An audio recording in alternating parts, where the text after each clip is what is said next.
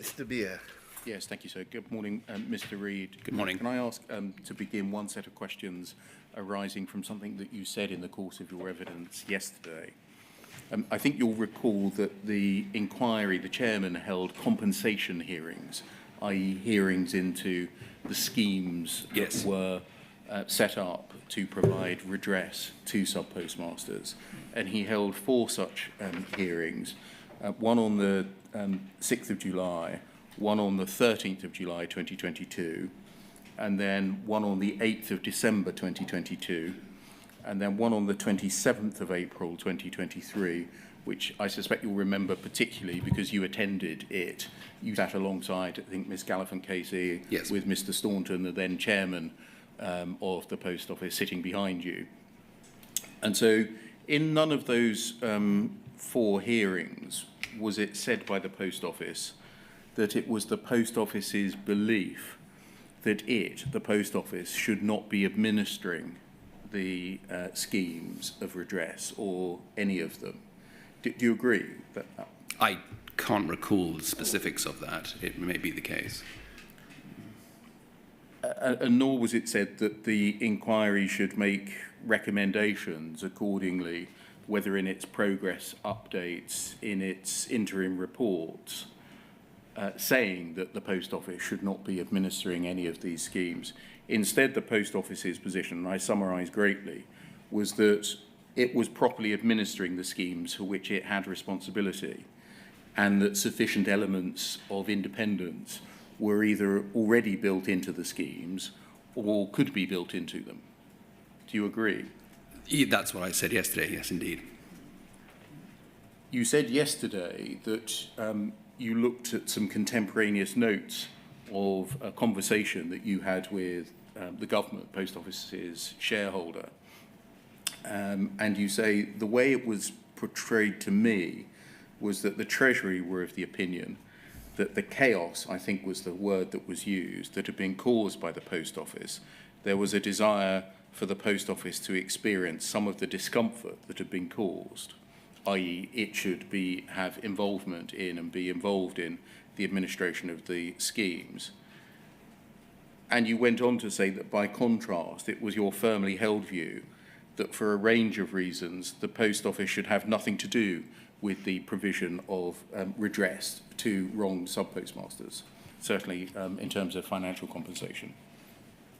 Was that a personal view that you held? It is a personal view that I hold, but I think it's also a view that's held by others within the Post Office.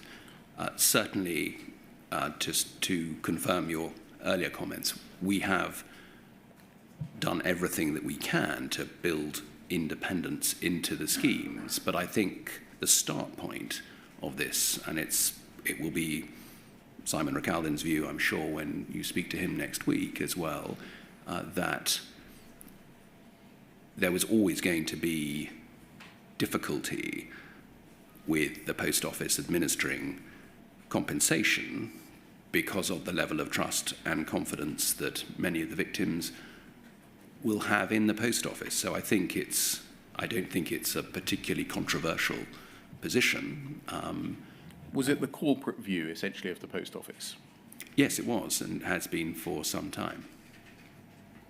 If that was the corporate view of the Post Office, why was it not communicated to the inquiry in any of those 4 hearings?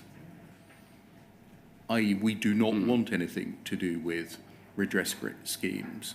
We think it is difficult for us to be involved for the reasons that you give. Please make recommendations to take this business away from us.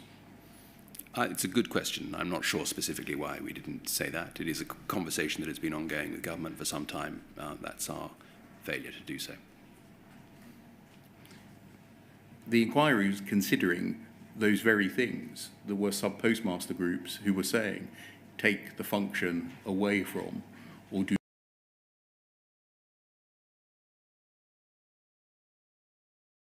very things. Again, I ask, if that was the corporate view of the Post Office, why did it not communicate it?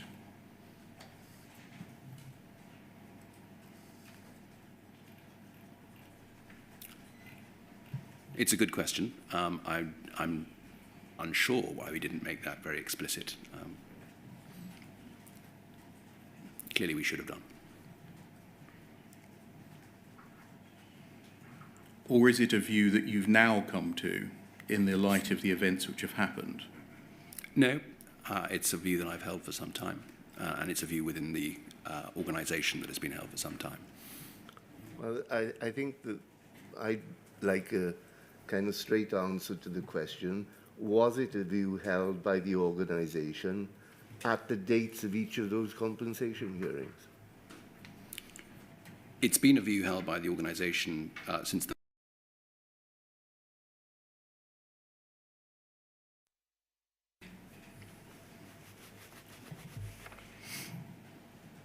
Can I continue then, Mr. Reid, with the topic that we were addressing yesterday afternoon, the investigation of postmasters and the engagement of the Post Office with law enforcement agencies? Yes.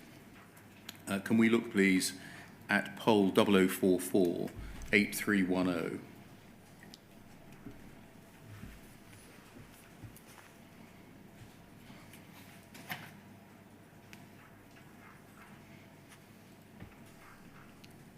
These are the minutes of the SEG, the Strategic Executive Group, which you mentioned and explained to us yesterday, held relatively recently, the 26th of June 2024. And you're shown, amongst others, as present, along with Mr. Brocklesby, Mr. Woodley, Nicola Marriott, Karen McEwen, Sarah Gray. And do you recall that in this meeting, the SEG had to consider, because it was tabled before it, a paper concerning the passage of material to law enforcement agencies? I don't specifically. Do you have it in? Yes. I mean, let's look at the paper that was tabled before this SEG, and it might help you. Poll 0044 8345.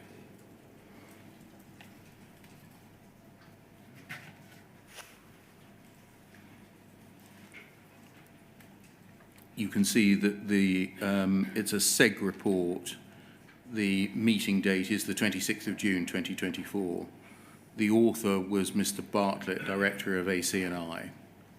The sponsor was Miss Gray, Interim Group General Counsel. If we look at the executive, we should look at for the input sought. SEG approval is sought regarding the proposed change in process governing the passing of information to law enforcement to assist them in criminal investigations and any subsequent prosecutions prior to this matter being discussed at the board in July 2024. So it's seeking, is this right, the SEG, that group's approval to pass a policy for approval to the full Post Office Board? That's what it's suggesting, yes.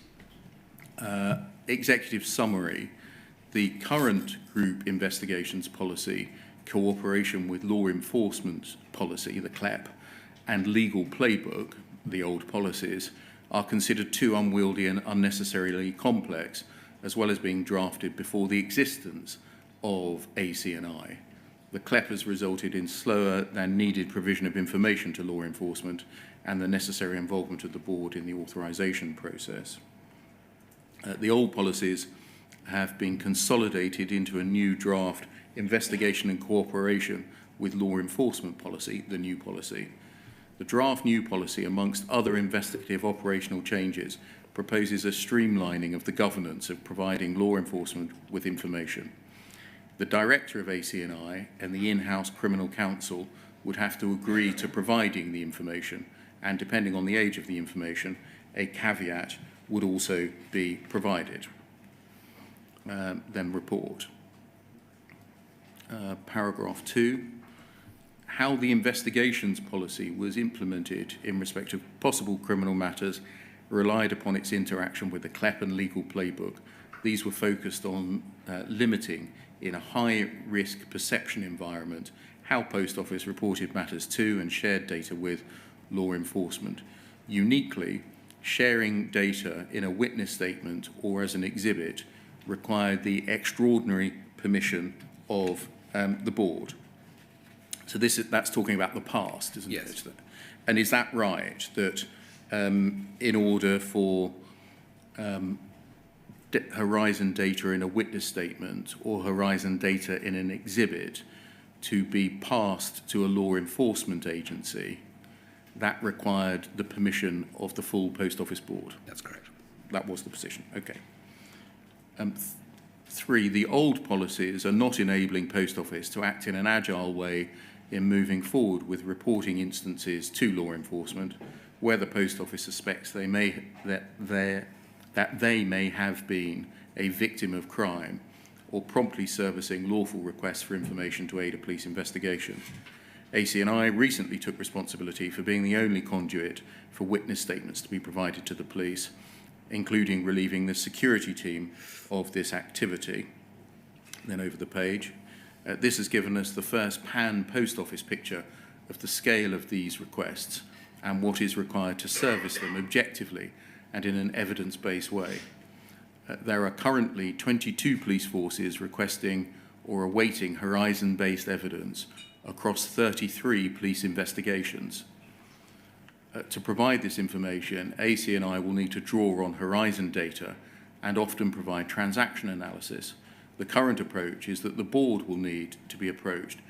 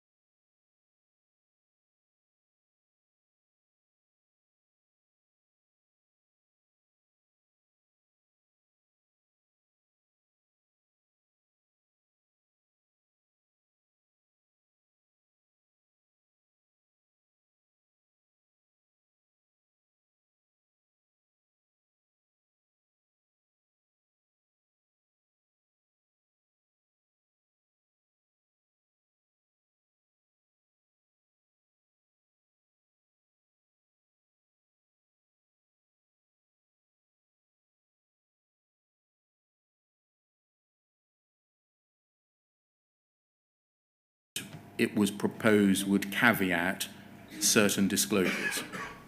Quote, from December the 31st, 2019, all post offices have worked on a version of Horizon that the High Court case of Bates and others has been considered by the High Court to be relatively robust. I think there's some extra words or words missing from that sentence, but anyway. In 2020, Horizon was tested for the known errors and bugs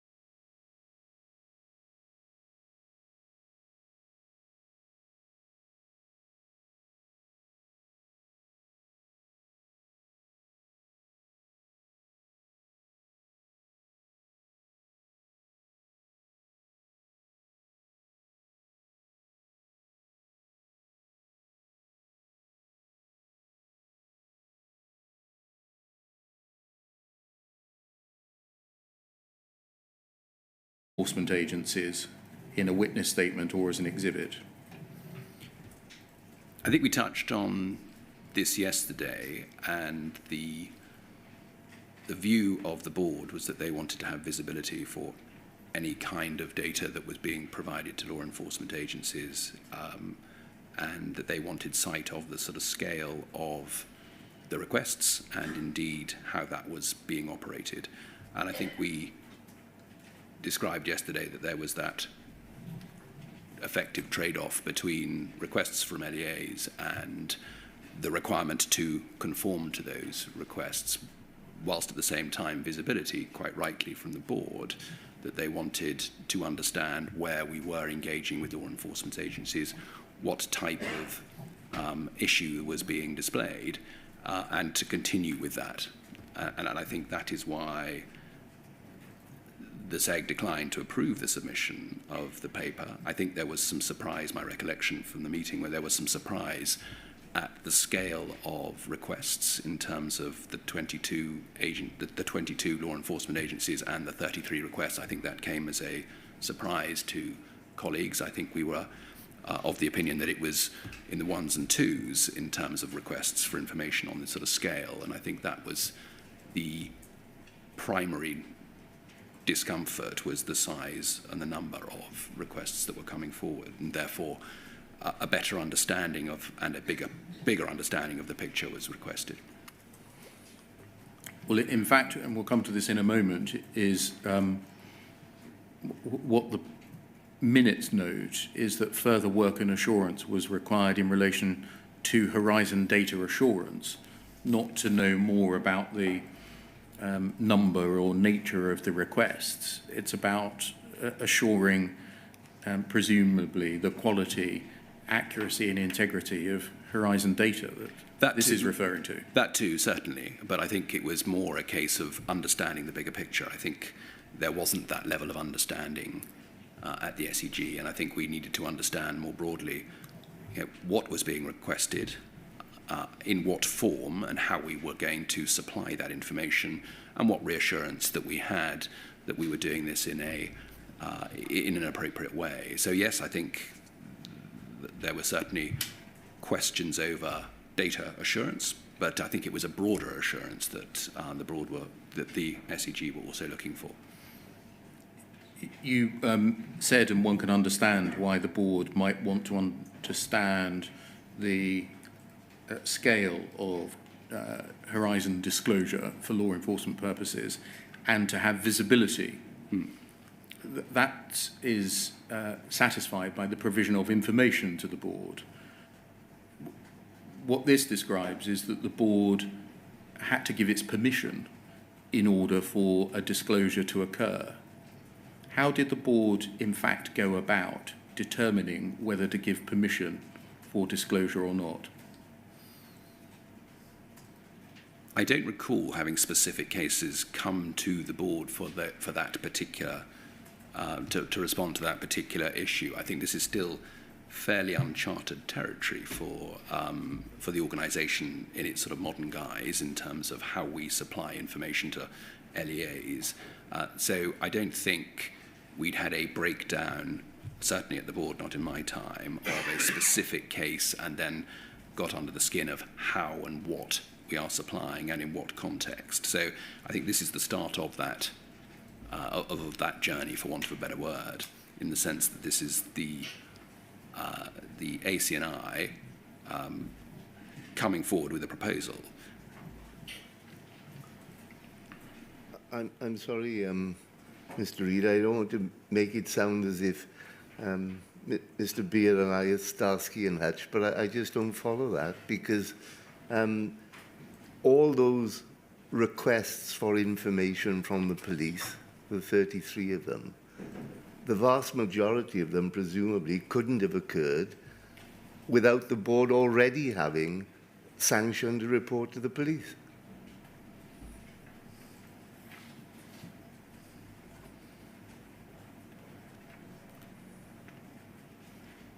Well, I guess the way that I understand it is that the police have obviously requested information. There will be a reason why they yeah, do that. but what I mean is once the board are asked to sanction a report to the police, they obviously know that there is a case which is now being investigated by the police. Yes. The way that the paper put it was that there are currently 22 police forces requesting or awaiting horizon-based evidence across 33 police investigations. The current approach is that the board will need to be approached in the majority of these matters when the data is able to be shared, as and when the data is able to be shared. Was the organisation simply not processing these requests? Yeah, I think that's essentially sort of paralysed. I think that's the point that's being made. Do you know whether the Post Office had disclosed what Mr. Cameron had summarised at that meeting that we looked at yesterday? Do you remember the January 2023 meeting, the quarterly meeting with UKGI and DBT, where he said that the horizon data is not sufficient to do an investigation in many cases? Do you know whether that kind of disclosure had been made to the police service? I'm not sure. Do you know whether AC&I had in fact provided, before June 2024, horizon data and transaction analysis to the police? I don't recall a specific case of that coming to the SEG or to the board. No.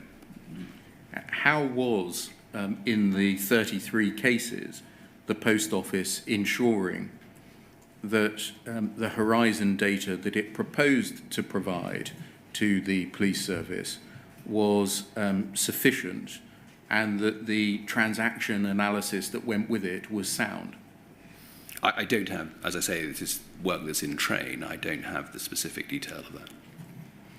The proposal that Mr. Bartlett and Miss Gray made by way of their SEG report was to essentially devolve responsibility for permission to in-house counsel and to Mr. Bartlett. And one of the reasons given was that the AC&I bring, quote, considerably more objective rigour to assessing evidence. How do AC&I bring considerably more objective rigour to assessing evidence? I think the majority of the individuals who work within the AC&I, which I think, as we discussed yesterday, is a relatively new organisation. Within that team, there are primarily individuals who've worked in law enforcement outside of the Post Office. And I think the assumption is therefore being made that these are individuals who have the right training and the right experience of law enforcement more specifically than perhaps was the case in the past. And I think what is being demonstrated here is a transition from the old security teams that operated within the Post Office historically, which were made up of a variety of different individuals, and the more professional approach that's now being adopted by AC&I with better training, better skills and better experience associated with law enforcement. More specifically, you mentioned better training, procedures and personnel. More specifically, do you know how AC&I was testing the reliability of horizon data that the Post Office and then subsequently law enforcement agencies would rely on in a prosecution? No, I haven't seen how the testing process works. Do you know what data, which data AC&I was testing? No, I don't have access to that. Did you agree with the SEG's decision to decline to approve the submission of the Bartlett paper to the board? I believe so, yes. It's, I think we found the step and the move pretty significant as a group. We discussed it obviously as a group. Why did you find the step significant? I think, as I mentioned a little earlier, I was surprised at the number of law enforcement agencies that were engaging with us and the scale of the interest, the 22 and the 33. So it was the number of cases in which disclosure would or could occur that caused pause for thought? It caused pause for thought primarily because the team in ACNI is stretched, massively stretched, as we mentioned yesterday, both in terms of its response to the variety of work, both internal investigations of senior colleagues, the assurance work they're providing on loss recovery and discrepancies, as well as the engagement with law enforcement agencies, and in addition to that, the work they're doing on Speak Up. So I think the team was very stretched. This felt like considerably large amounts of work, and I think we wanted to make sure that it was being thoroughly administered. Did anyone within the SEG disagree with the SEG decision, i.e. they wanted to approve the submission of the paper to the board? I don't recall the specifics, but I don't think so. I mean, presumably Mr. Bartlett. Yes, clearly. And Ms. Gray, because they had sponsored and written it and proposed it. Correct, but they're not obviously members of the SEG. The minutes of the SEG recorded that further work and assurance was required in relation to Horizon data assurance. Can you help, firstly, with what that means? I think the methodology, I'm slightly speculating, but I think it's the methodology associated with how we are testing Horizon data and how we are assuring ourselves both from an IT, with the IT function, but also with colleagues at Fujitsu, that we have a methodology that is robust. I mean, one reading of the note, the minutes, is that we've got to satisfy ourselves in-house as to the quality and reliability of our Horizon data before we think about passing it to law enforcement agencies and before we downgrade from the board to two other individuals the permission to do so. Yes, that'd be a fair summary. That would be a fair summary. Okay. Has the further work and assurance in relation to Horizon data assurance been undertaken to your knowledge? Not to my knowledge. I'm unaware as to what progress has been made over July, August and September. Do you know who was in, it was proposed should undertake that Horizon data assurance? No, I haven't got that detail. I mean, we've seen, for example, in Mr. Patterson's letters, some things said by Fujitsu that would be disclosable, or at least potentially disclosable, in criminal proceedings. Certainly as a defence lawyer, I would want to see them. Right. Was that brought into account in any of this process, i.e. what was going on at the higher level between Post Office and Fujitsu, and in the course of such correspondence, what Fujitsu felt unable to say in its correspondence as to Horizon reliability? I think that was part of the debate that was had in June, certainly, and I think we're all acutely aware of the interactions that we've had with Fujitsu, and clearly that's something that we discussed as part of this process. Thank you. Can we turn to what sub-postmasters are told about who investigates them? And go to the sub-postmaster contract, please. Poll 400254.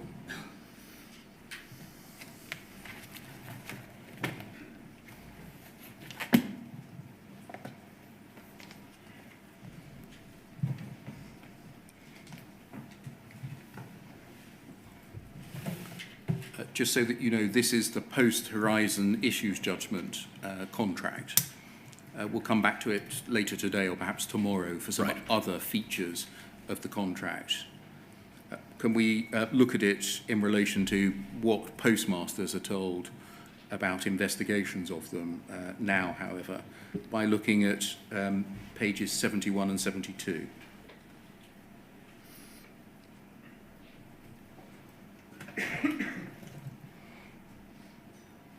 This is section 19 of the new sub-postmaster contract, and it concerns in broad terms offences committed by sub-postmasters, their suspension and inquiries by officers of the investigation division. You can see that that's the heading underneath section Yes. 19.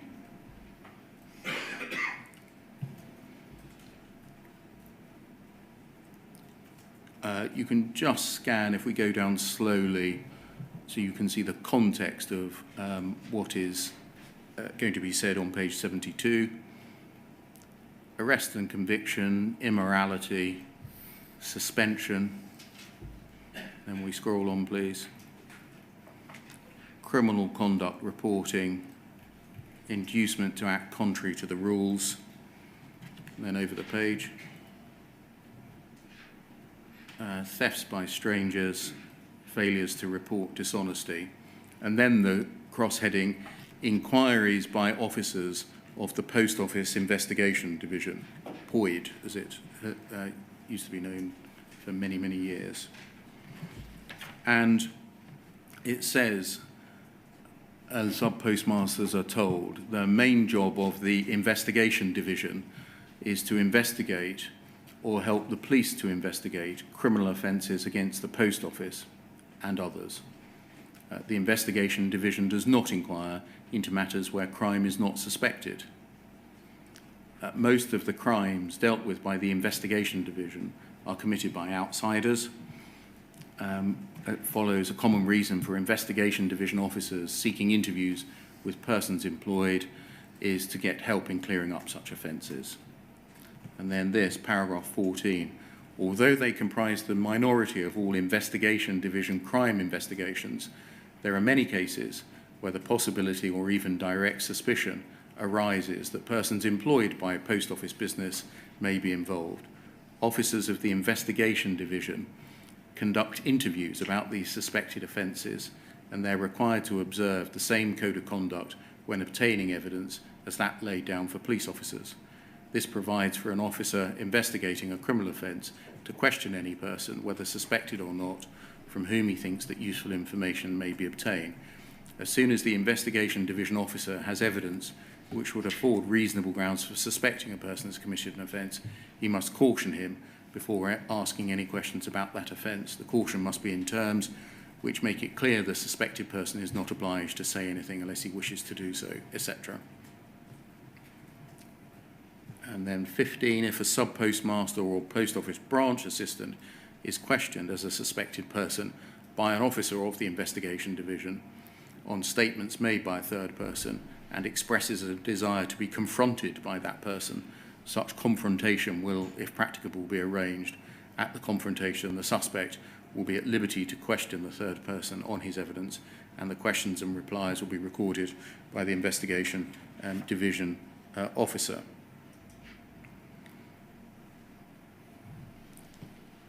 So this describes those conducting the investigation as the Post Office Investigation Division and officers of the investigation division.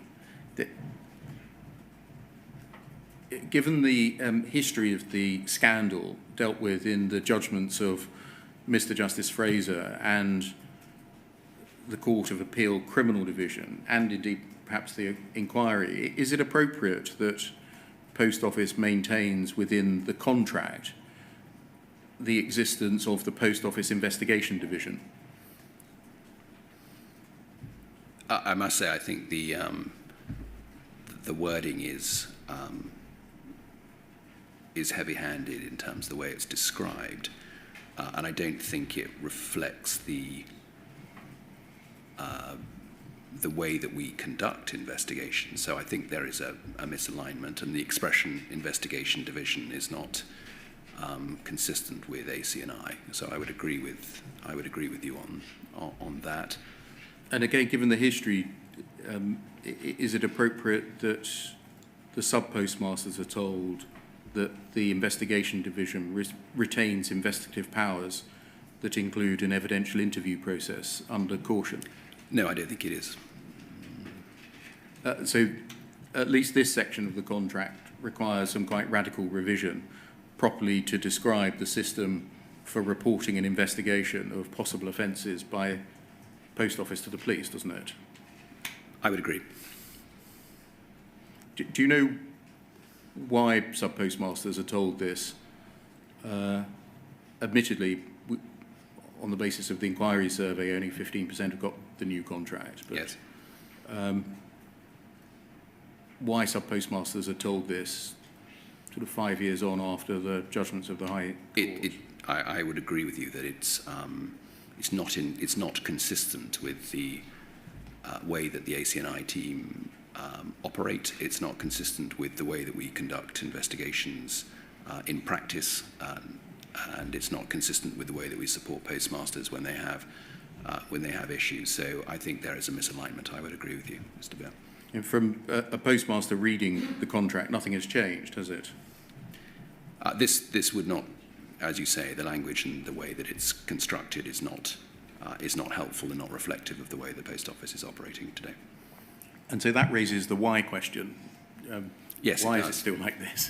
No, and I think that's an entirely reasonable question. There is, we've obviously done some work on contract restatement. We've obviously done some work on addressing the issues that have emerged from the CIJ and the HIJ, and made sure that the core tenets of that particular judgment, particularly the duty of good faith, and particularly the presumption of innocence, and particularly the addressing issues around secrecy and lack of transparency, I think it would be entirely reasonable to conclude that this section of the contract needs rewording, and it needs addressing, not just rewording, but it needs addressing.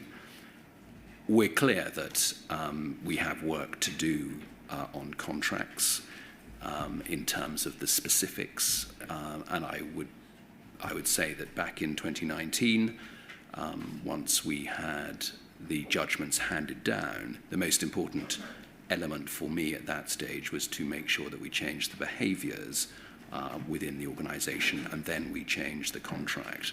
So, which is why we did a restatement rather than a recontracting completely across the organisation. That is still outstanding, and that is work that needs to be done.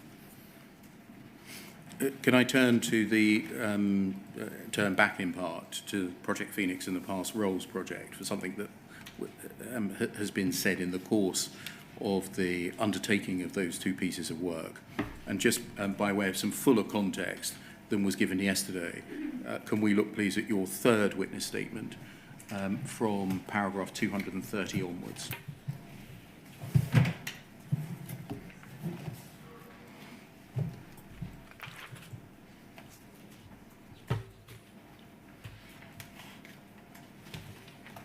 That's page 108.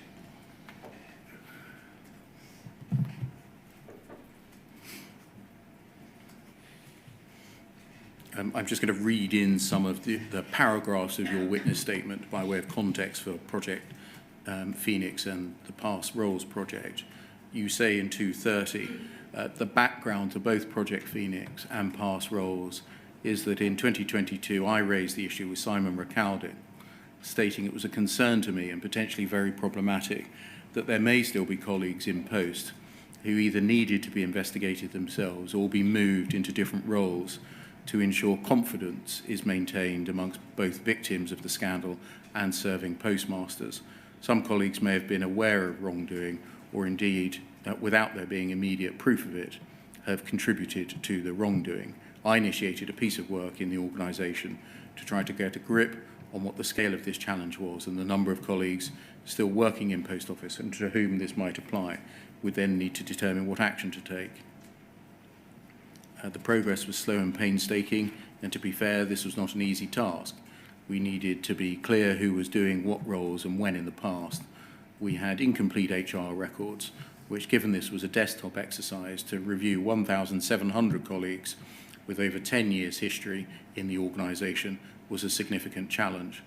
We needed to be clear whether not only should they be being investigated themselves, but also whether, even if no evidence of wrongdoing, there were colleagues now involved in activities like disclosure or administering the compensation schemes, where it would be more sensitive for them to be moved. Anything where it would be better that there was no postmaster interface. I did not want to cut across rebuilding confidence. And then 233. In terms of Project Phoenix, my own view, one which I believe I share with others, is that for individuals who are actually close to the investigations unit prior to 2015, it's hard to conceive that they were unaware of wrongdoing at that time. I'm aware that there are approximately 40 cases that were looked into further following evidence which emerged at the restorative justice meetings, the human impact hearings, and from evidence before the inquiry. These are case studies, not numbers of individuals, i.e. the same individual could have been involved in a number of cases. As far as I'm aware, there are now only a handful of individuals who worked in the investigations unit, which was disbanded in 2015, who are still employed by Post Office. They do remain in the organisation, but in different roles. Mr. Bartlett provided further information. I am confident, therefore, that no one from that era remains in the investigations or audit sections of the business. And then 234, I recognise and understand on a personal level, share the frustration that Post Office has not been able to move quicker and go further in respect of Project Phoenix and on past roles. I would have preferred Post Office to take more decisive action and said as much at board discussions. That is not where the organisation is, however, and the collective decision was made at board, not simply to dismiss anyone who was, for instance, an investigator at the time, but against whom there was no direct evidence of wrongdoing, rather to transfer them to other departments, offer voluntary redundancy where possible, but where appropriate, to thoroughly investigate. The board was and is collectively concerned about a myriad of other considerations, including, importantly, I should say, Post Office not acting in a disrespectful way that might resonate with behaviours in the past. And lastly, 235, Post Office understands that unless wrongdoing can formally and fairly be established, it cannot simply remove existing staff because they were in post when the miscarriages of justice were taking place. Those individuals, of course, have employment and indeed human rights themselves. This is, however, a deeply difficult area and one which I'm aware the Postmaster NEDs feel very strongly about. This is also relevant to something you say below. Can we look, please, with that background, to the terms of reference for the Past Roles project, Poll 0044 8308.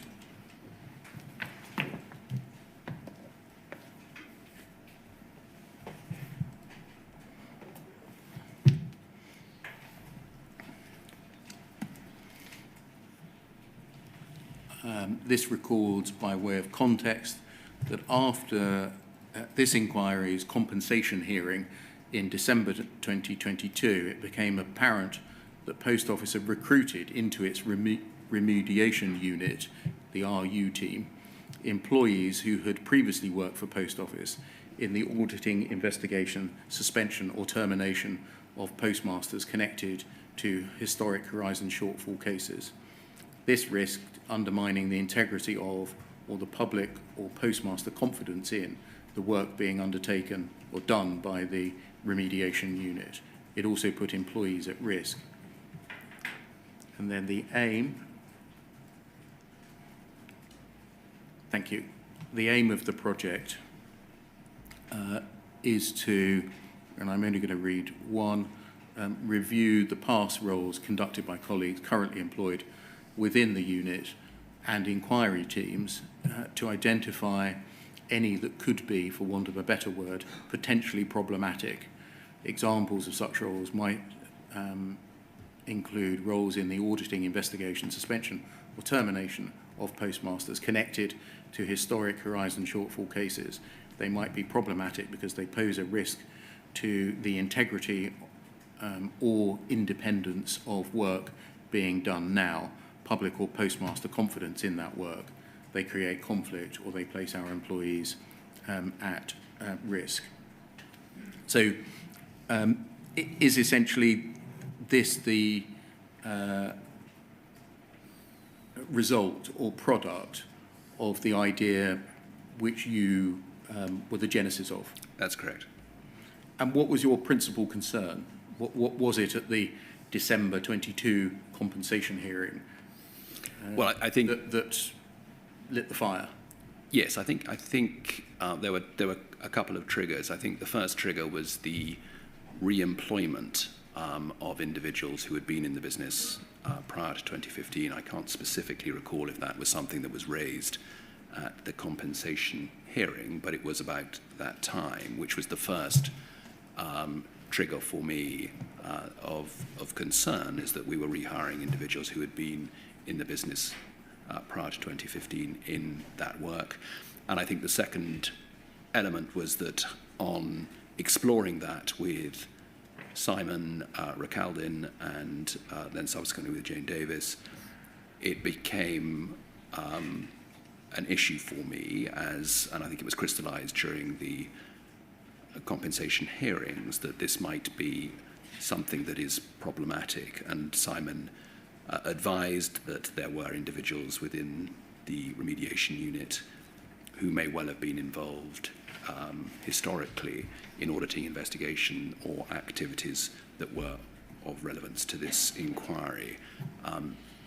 That was a surprise to me in terms of how we had determined and decided to staff the RU, and that was something that, for a myriad of reasons, most of which are contained in the terms of reference here and in the aims of the project, felt problematic for me.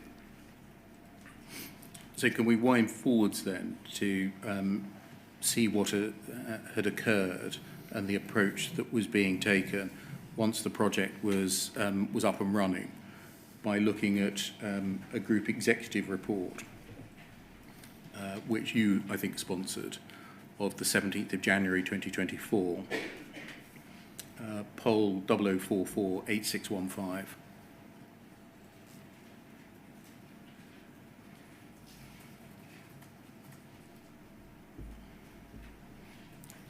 And so I don't think you wrote this yourself. No, and the sponsorship, this would have been, Patrick Quinn works for Karen McEwen, so I think there is some confusion as to why the sponsorship would be me particularly, but as it's not a function that works for me. Right. So you didn't sponsor this report? No. This report will have come to the group executive, but it won't have been something specifically sponsored by me. And so did you have any role in its creation? No, not in its creation. This report would have come to the group executive, and I would have been appraised of it and had an opportunity to pre-read it before the meeting. So you would have been a recipient rather than the sender? That's correct. So that's just wrong? Yes. Okay. Might it be because you have told us that you led on the idea, you thought of the problem and you created the work possibly that led to the creation of the terms of reference? Possibly. There is a broader question around the concept of sponsor and line manager that I think is still to be addressed as part of the way that we create reports within the Post Office. The notion of sponsorship and line management gets confused and blurred, and I think, candidly, it's obviously having my name in the sponsors box. I just want to ask you about something that's written as the communications theme for the project, and it's on page 11 of this document, which is an appendix to it, and you can see that it says key themes for comms, and if you just go to the foot of the page, you can see that what that means by way of footnote a little bit further. These are themes for internal communications. Okay? These are themes for internal communications. So if we just go up, please.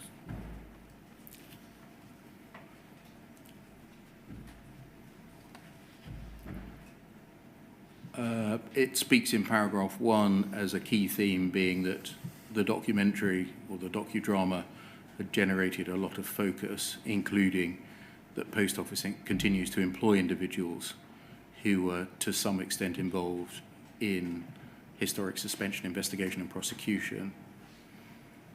And then in paragraph 3, having described in 2 the work that was ongoing, the key theme is said to be, in carrying out this work, we're acutely aware of the duties we owe to our colleagues and the views of our trade unions. That seems fair enough. Yes.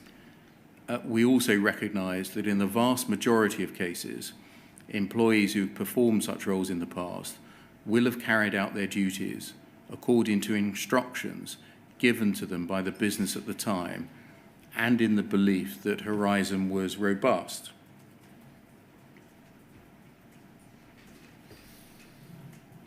Do you know the basis for that key theme for communication?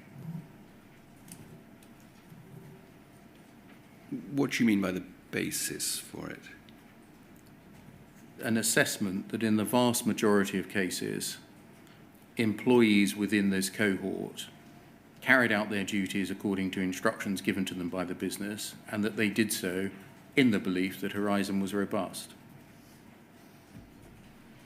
As in, is the author of this document in a position to make that statement? Is that what you're inferring? Yes. Yes, it doesn't look precise from my perspective. I don't know where the author would be able to make that, or make that assumption, perhaps. Was this is this a reflection of a belief within the general executive at the time that although we're undertaking this past roles project, in fact, the majority of the people caught by it will have been doing their job according to instructions and in a belief that Horizon was robust? I.e., we can tell our people, although we've got to do this, we know, in fact, that they were just doing their jobs. I don't think there was any particular determination of that view. I think one of the sort of themes that has emerged amongst colleagues still working within the organisation is that many of the leaders of the organisation historically who have appeared before this inquiry appear not to have been held to account if indeed they were aware of and understood other issues associated with Horizon in the past. I think there was very definitely a view amongst the people community and the authors of this note that people were going about doing their job and we needed to be sensitive to the fact that people were going about doing their job to the best of their ability with what they knew, as opposed to a specific belief that the statement as has been written here around Horizon being robust as it's written. At all events, was it your understanding that before the past roles project there had been no internal reflection within the Post Office as to potential employee misconduct? Reflection by the organisation Yes. on this. There hadn't been as far as I was aware, certainly before I joined in 2019, any specific piece of work that had looked into what I think you're suggesting in terms of whether people were aware and what was of what happened in the past. No. I mean, responsive to, for example, the findings of the judge in the Horizon Issues judgment.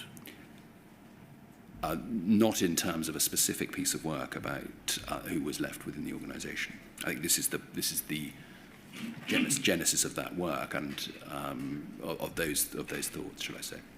Well, the genesis you've explained, or the paper has explained that it was the compensation hearing in December 2022.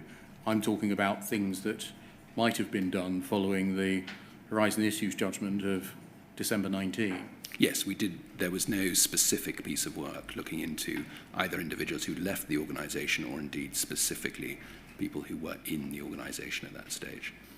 Was that part of a culture that you maybe hinted at when you were being appointed or describing your appointment, that the organisation should not look too deeply into the past? Possibly. I think it's more likely that the organisation was conscious that this inquiry would look very, very explicitly into activities of the past and very explicitly into issues that had occurred historically in a forensic and thorough manner, and that we would be, obviously, allegations and evidence would be presented that we, as I said yesterday, would commit to investigate as a consequence of what emerged. So rather than running two pieces of work in parallel, I think the view was very much that explicitly we would see evidence emerging from the inquiry, and then clearly that would be the trigger to take action if necessary in terms of further investigation, which is indeed what we do. Can I turn to a separate thread of correspondence concerning the work on past roles involving the Horizon Advisory Board by looking at Bayes 40846.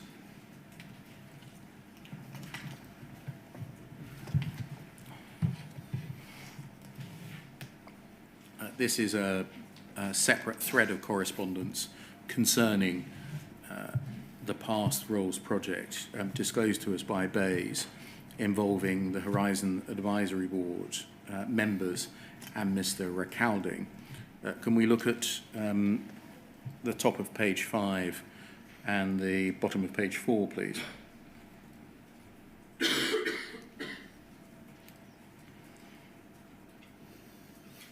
Thank you. You can see there an email from Professor Christopher Hodges to Mr. Recaldin and others of June the 18th this year. You're not on the copy list. Professor Hodges, says, "Morning, Simon. Hope you're well. We held a Horizon Compensation Advisory Board meeting yesterday, at least semi-informally. No minutes will be published until a new government is in place. It's interesting there are so many issues continuing to require attention. We noted your letter." I'm not going to go to the letter that triggered this. Thank you for your kind offer to brief us further. It's essentially a letter about the Past Roles project. Yes. We didn't feel it necessary yesterday, not least in the light of the electoral purdah, but we'd be grateful for a further update. We note your ongoing review. The view was expressed that one might expect the answer in relation to individuals about previous involvement and hence ongoing involvement on sub-postmaster and mistress matters to be either yes or no, so we're intrigued to know more about the substance of the review and its timing. And then if we scroll up to page 3, please.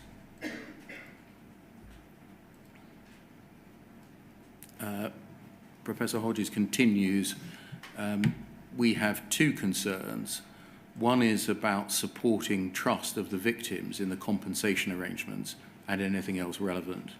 But the other is about timing, given the extensive ongoing bad publicity emanating from the inquiry at the same time as the ongoing and imminent new compensation arrangements, anything you can deliver on the reassurance issue around the involvement of individuals, but also swiftly, would be useful. Were these concerns of the Horizon Advisory Board, Compensation Advisory Board, raised with you? I will have spoken to Simon about these issues, yes. And were they discussed with the board in the context of, at about the same time, concerns being raised by the sub-postmaster, Neds, about the involvement of some individuals in the provision of redress and similar activities? As we discussed yesterday, this has been a topic of conversation at the SEG and at the board for some time. This is certainly over the summer. This was and continues to be a topic of the board and of the SEG. So the advisory board's interest in and comments on the Past Roles project were fed back to the board, is that right? I believe they will have been, yes. I mean, this information, I think this is June, so I'm sure at the July board meeting this would have been fed back. And similarly, is it right that government was taking an interest in the Past Roles project? Yes. Can we look, please, at Bayes 40848?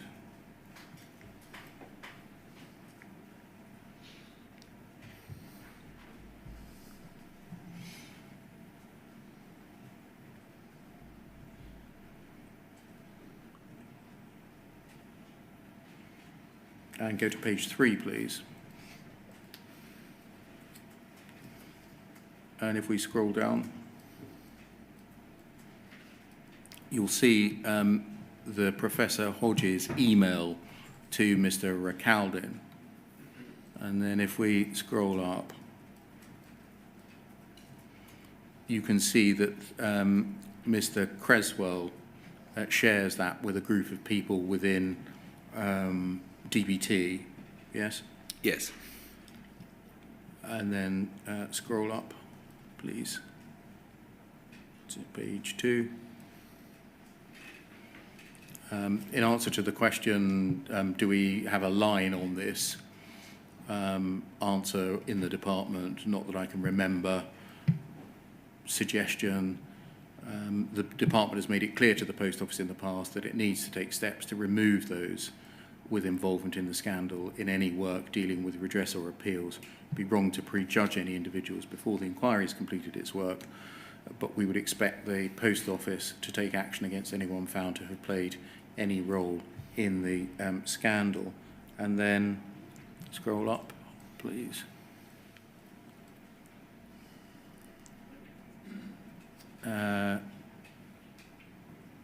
Some tweaks are made. I've read the tweaks in already.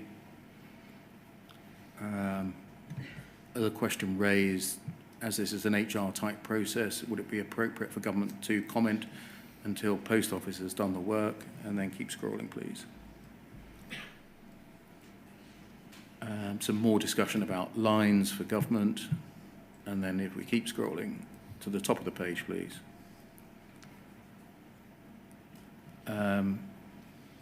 Miss Brooks-White says in her second sentence, I assume it came up in monthly discussions between NR, which I think is you, and Mr. Hollingrig. Is that right? Did this issue come up between, in discussions between you and Mr. Hollingrig? Yes, my recollection is it did come up in discussions with Minister Hollingrig. And were the concerns raised by the sub-postmaster Neds passed on by you to Kevin Hollingrig? I don't recall specifically. The conversations that Minister Hollingrig wanted was a reassurance that we were doing work to ensure that there was no danger of confidence from victims of the scandal or indeed postmasters, engaged in compensation. That was the focus of the conversation. Does it give you concern or lingering doubts about the effectiveness of the Pass Rolls project and Project Phoenix, that neither of them are completed? It's certainly been very frustrating for me that this process has taken as long as it has. I've not hidden from that frustration for the teams. I do recognise it is an extremely complex area, but notwithstanding that, finding suitable solutions has taken too long. This is just so that I can be clear, I've got the timescale right. The genesis for the work was the December 2022 You're correct, sir. compensation hearing, and the evidence over the last few days is that it will be resolved imminently. So Correct. we're talking about nearly 2 years. That's correct. Yeah. Did you get a steer from government as to how to approach this issue? I think my reflection on this is that Simon Recaldin had conversations with the government team on the ability to offer voluntary redundancy and redundancy payments to try and move people from the from the remediation unit. Those are still ongoing, as I understand it. Can we look, please, at a record of one of the meetings held between you and the Minister, Kevin Hollinrake, MP, Bays 40739.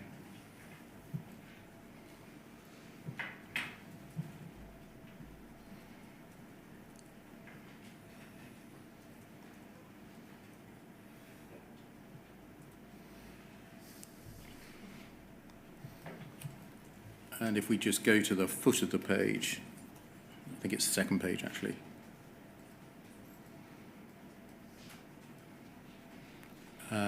We can see this is an email, I think, sent to self, essentially, by Mr. Hollinrake's Deputy Head of Office and Private Secretary, Mr. Lucas. So this is our record. If we go up, please, to the top, of a meeting with you on the 23rd of January 2024, and the record was made on the 23rd of January 2024. Now, presumably you won't have seen this. This is a departmental record made in the way that we've seen by somebody sending an email to themselves, or a corporate account being used to do so. And if we just look down the left-hand side, we can see some initials. NR, obviously, you, is that right? That's correct. KH, Kevin Hollinrake. Yes. CFO, can you see that? Yes. Is that a person, or the a person's initials, or is it the Chief Finance Officer? I think it'll be Catherine Sherratt, the interim Chief Financial Officer. Okay. So they've been referred to by their job title rather than their initials. It would seem so. LG, if we just scroll down a bit, you can see some LGs towards the bottom of the page. Is that Lorna Grattan? Yes, that would be Lorna. And so she, I think, was at this time a senior civil servant in UKGI, and on the Post Office board as the shareholder Ned. That's correct, and she still is, yes. Yes. And SR, we see a bit of him coming into the discussion. Can you see there? Simon Recaldin, presumably. That's correct. And some CCs there as well. Carl Cresswell. That's correct. And we know the function that he performed.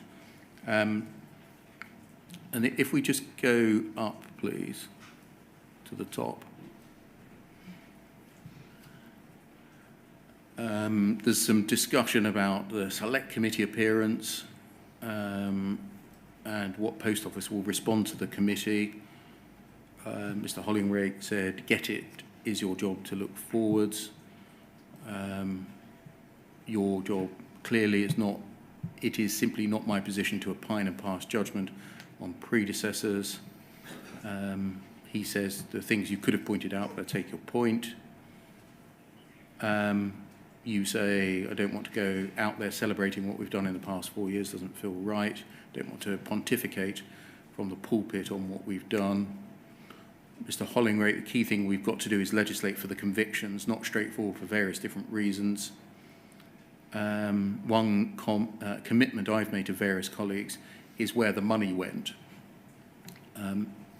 In context, is that a reference to the issue of where money paid by sub-postmasters, That's correct, in purported satisfaction of a shortfall, ended up I think that's correct. in post office accounts? Indeed.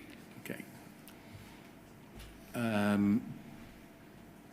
Ms. Sherritt replies, KPMG had a look. That info has been passed to the inquiry. Some other analysis has been done as well. Need to work through how the differences arose in the first place. Do we wish to refine our review internally? Do we want external support to pick up where the prior review left off? Irrespective, we need to be comfortable with the current process, with this type of difference, with the current system. I get the urgency. And then she continued, PwC are our current auditors. KPMG were brought in for that particular review. Mr. Hollingray wants to get something in the public domain within a month. You were recorded as, and Ms. Sherritt to say we've got to. You say we've got 8 days before the end of the inquiry. I'm just reading this incidentally as by way of context for the meeting rather than just going into a bit of it. Sure. 8 days before the end of the inquiry, we will have to have a position before phase 5. Is that you saying that we, the Post Office, will have to have a position on where the money went before the beginning of phase 5? I think it certainly reads that way, yes. And was that your view? I think I was frustrated, as many people are and have been, at the inability to answer this question in a way that was in a way that was accurate. This particular challenge had been out there for some time. The sort of where did the money go question, as it was described in many of the media outlets. And I think we had employed, I think, 2 or 3 external forensic accountants over the years, certainly prior to my time, to try and get under the skin of this.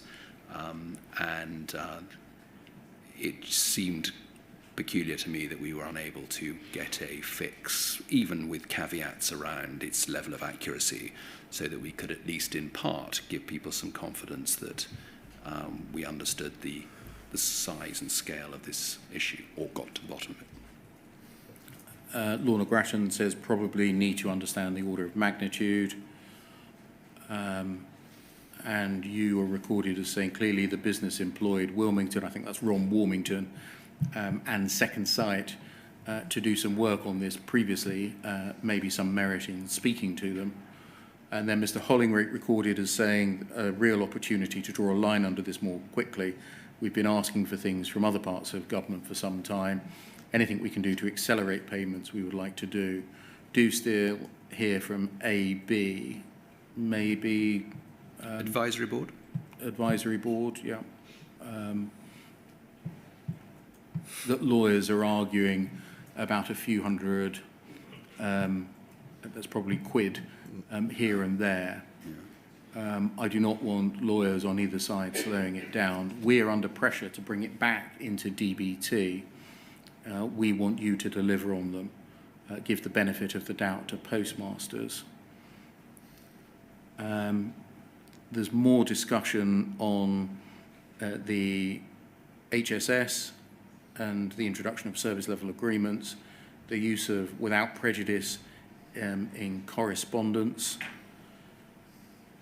Mr. Hollingray says that he thinks it was a big mistake to keep Herbert Smith Freehills involved in the scheme. Mr. Ricaldin says we're proactively phasing them out. And then if we go over the page, please.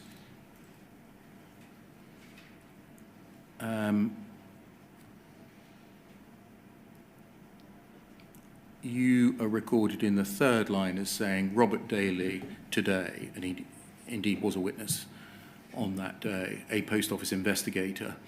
Biggest question for me is, do we need some autonomy in dealing with people rather than us coming back to you or the Treasury?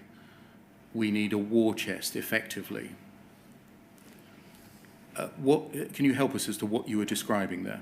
Yes, we needed some financial support and guidance in terms of the ability to move individuals on from the organisation who were involved in the scandal, and we wanted to do that as quickly and as efficiently as possible. That might be through redundancy, that might be through a settlement, that might be through some other substantive reason to move people on, rather than going into potentially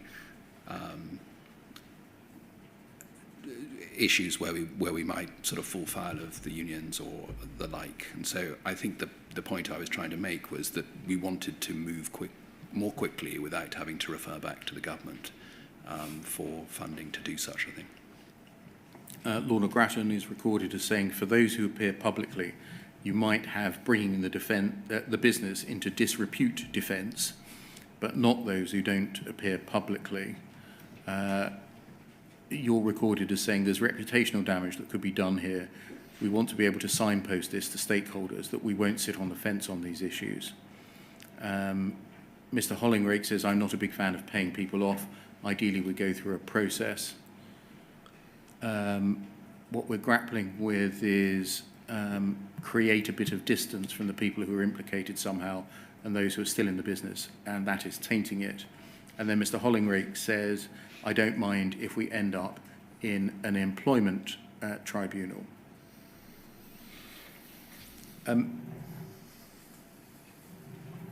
Was that him signalling the approach to be taken here, that the Post Office should take robust action, even if it meant ending up on the wrong end of an employment tribunal claim brought by a dismissed employee? Does sound like it. Was that the approach taken? No, I don't think we've been as robust as that.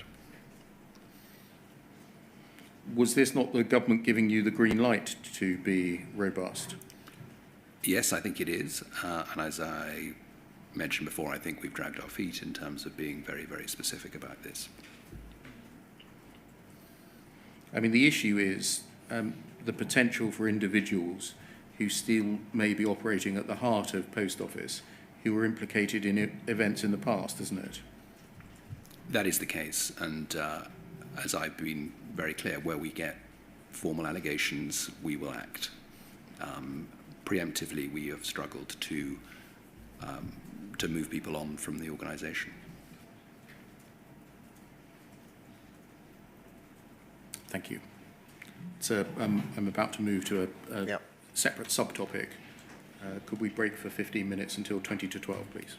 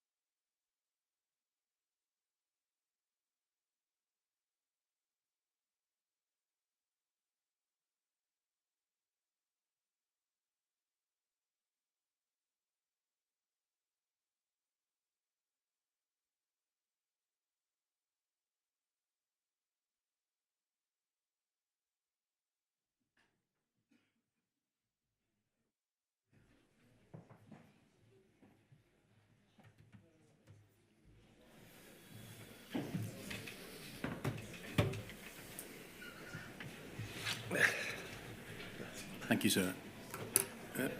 Mr. Reid, I suspect with your familiarity with the issues in the inquiry and the time that you've spent preparing to give evidence in this phase, you will know that one of the issues explored by the inquiry is the facility for the Post Office and or Fujitsu to have remote access to branch accounts.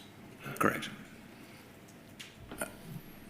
And as a sub-issue, an exploration of what the Post Office has said across time about its and Fujitsu's facility to have access to branch accounts. Yes? Yes. And a third area of exploration is, or has been, who knew what about remote access and when. Yes. And no doubt you either heard, read, or were briefed about the evidence of Miss Angela Vanden Bogard, concerning her knowledge of remote access and what she has said across time about the facility for remote access to branch accounts. Yes. Can we look, please, at poll 2029 4728.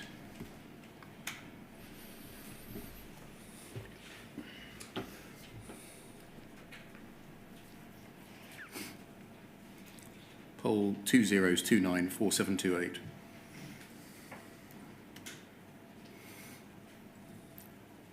This is an email from a long time ago, before you were in post, predated your appointment by more than 8 years. And it's an email from Tracy Marshall, do you see? I can, yes. To Kevin Gilliland and Angela Vanden Bogard about Horizon system issues. It's the 5th of January 2011. And if you just look at the foot of the page, in fact, I think it's on the second page, you'll see that it's signed off by Tracy Marshall, Agent Development Manager within Network and Sales. And if we just go to the top, please. She says that she's made some progress on the outstanding questions. And then the second of those is the Post Office or Fujitsu having remote access to individual Horizon systems. And she says Post Office cannot remotely access systems and make changes to specific stock units. Fujitsu can remotely access systems. They do this on numerous occasions on a network-wide basis in order to remedy glitches in the system created as a result of new software upgrades. Technically, Fujitsu could access an individual branch remotely and move money around. However, this has never happened yet. The authority process is required. Audit process is robust enough to prevent this activity from being undertaken fraudulently. Concluding, so although changes can be made remotely, they'll be spotted and the person making the change will be identified.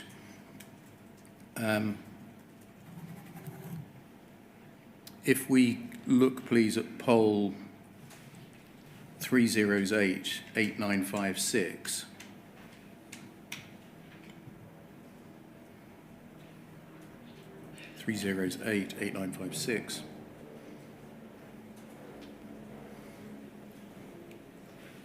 we can see an even earlier email, which email has secured some significance in the inquiry.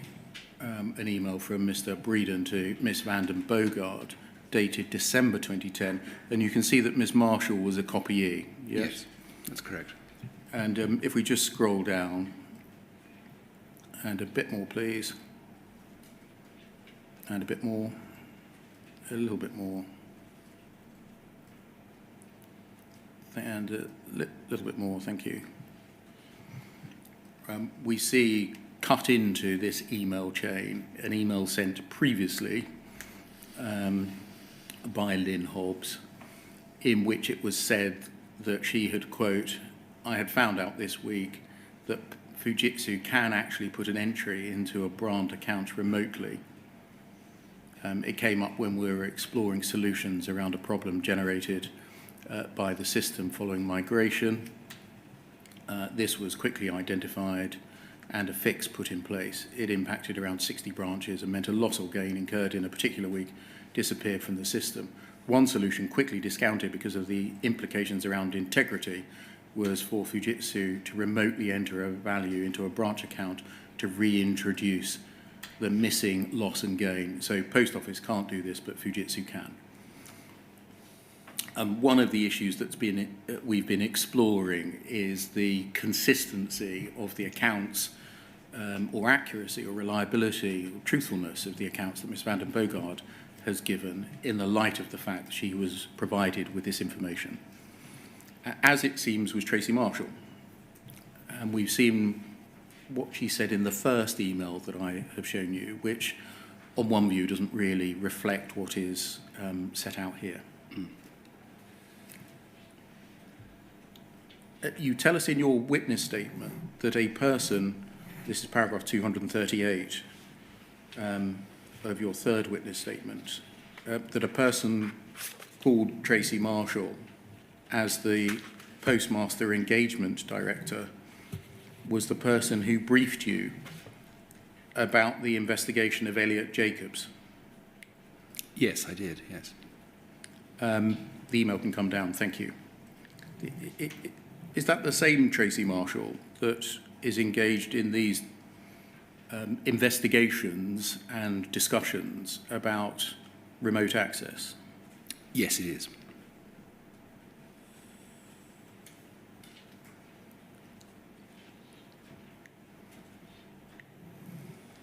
And what position does she hold? Is it Network Development Director? That's correct. And can we look, please, at WITN 1161 0100?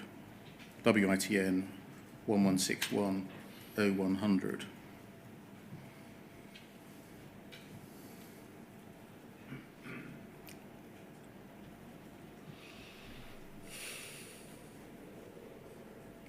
This is Ms. Marshall's witness statement of the 22nd of August, and it's a corporate witness statement. It's on behalf of the Post Office.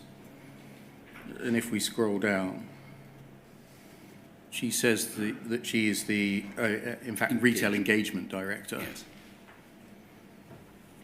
Her areas of responsibility cover postmaster onboarding, training, contract teams. And then if we scroll on, please. She says that she is responding to 2 Rule 9 requests addressed to the Post Office. And if we scroll down and keep going.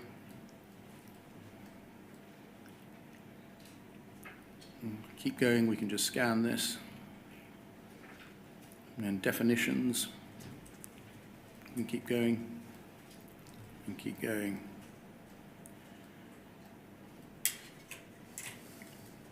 So just going up, you can see the first question that she addresses.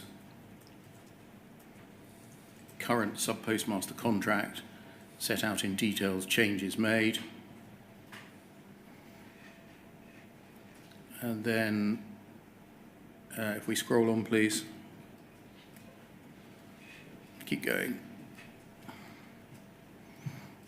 It's quite a long witness statement, but I just want you to see the coverage of it. Right. And if we keep going, please.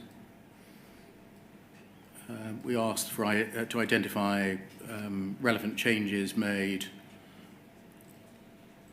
in the light of Mr. Justice Fraser's common issues judgment, essentially. And then if we keep going.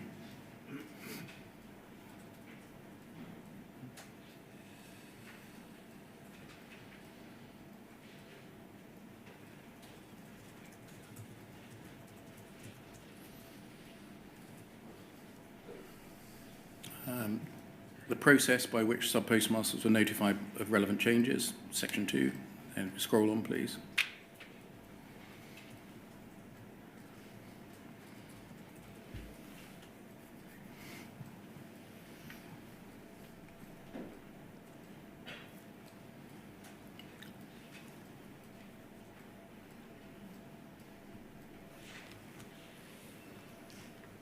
Process by which new sub-postmasters are notified of the terms and conditions. And scroll on, please.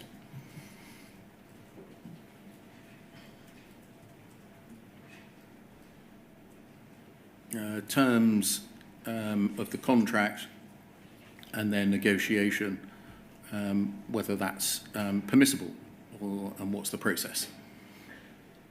And scroll on, please. If we just scroll to get the full heading of this section of the witness statement.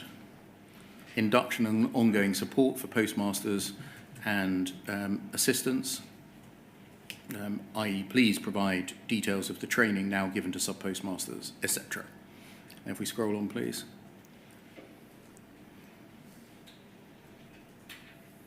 I think this is quite a long section, so we can scroll quite fast.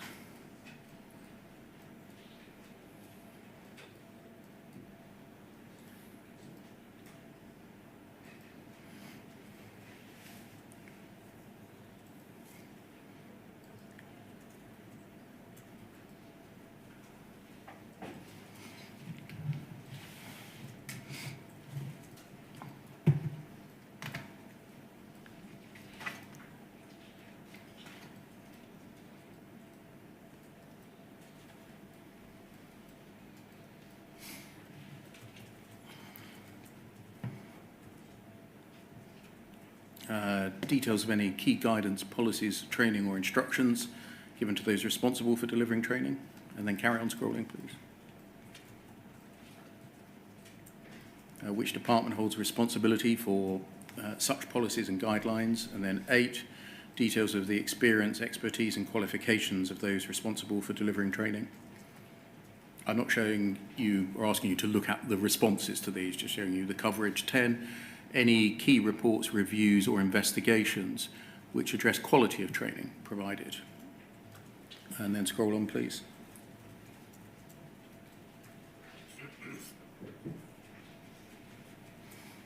Details of any feedback, thought or engagement undertaken in relation to their training on the use and operation of Horizon.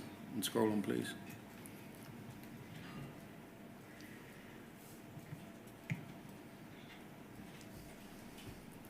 To what extent are sub-postmasters expected to train their own managers and assistants? And 13, any provision within Post Office for postmasters, managers or assistants to raise issues about the provision or efficacy of training? And then scroll on. Contractual liability for shortfalls, key policies and guidance relating to the liability of postmasters under the contract and other end users for shortfalls. And scroll on, please.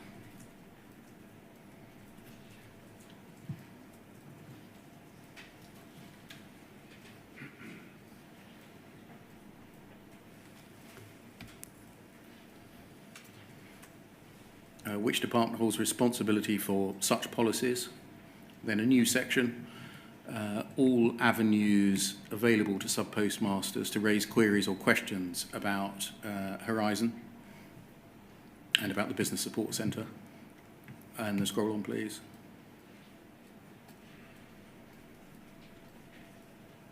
Current process sub-postmaster goes through when they raise a balancing issue and seek assistance to resolve it.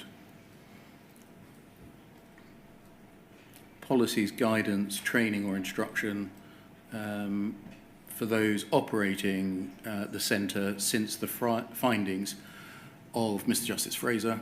And if we continue.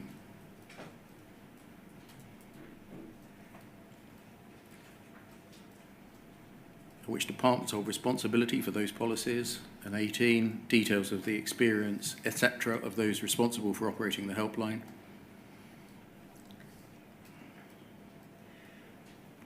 how the advice provided by the helpline is monitored, reviewed or checked. And then carry on, please. How calls raised with the helpline are monitored, reviewed or checked to identify issues or potential issues in branches in relation to particularly shortfalls, bugs, errors and defects. And then carry on. To what extent are branches proactively notified of bugs, errors and defects? And carry on, please. Sources of advice or assistance made available to sub-postmasters, managers and assistants.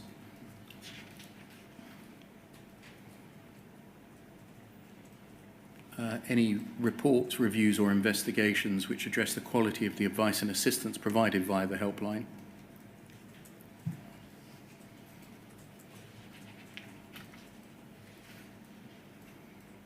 The means by which a sub-postmaster, etc., can provide feedback on their experiences of using the helpline.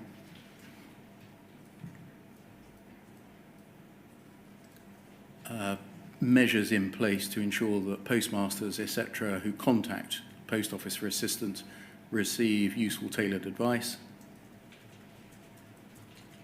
A section on suspension, reinstatement and termination. And then continue.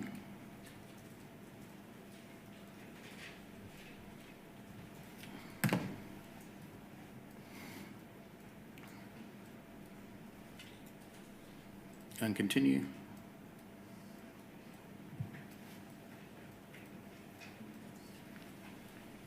And continue.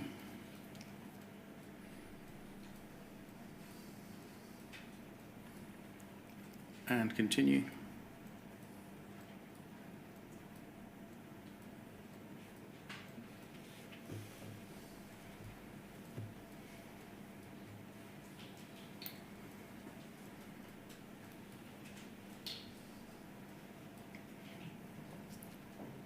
That's it, keep going. Thank you.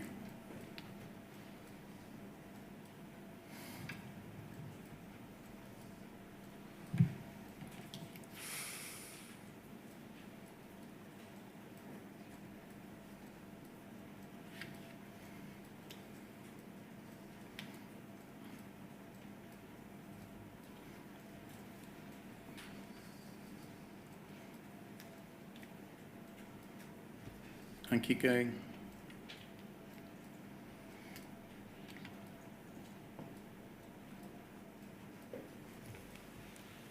Thank you. Just stopping there.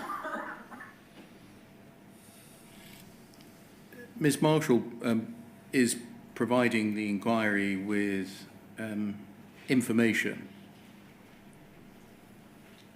The retention of sub-postmasters, retention of Post Office employees, including in relation to their potential association of past wrongdoing. She's essentially the Post Office witness that's speaking to that issue.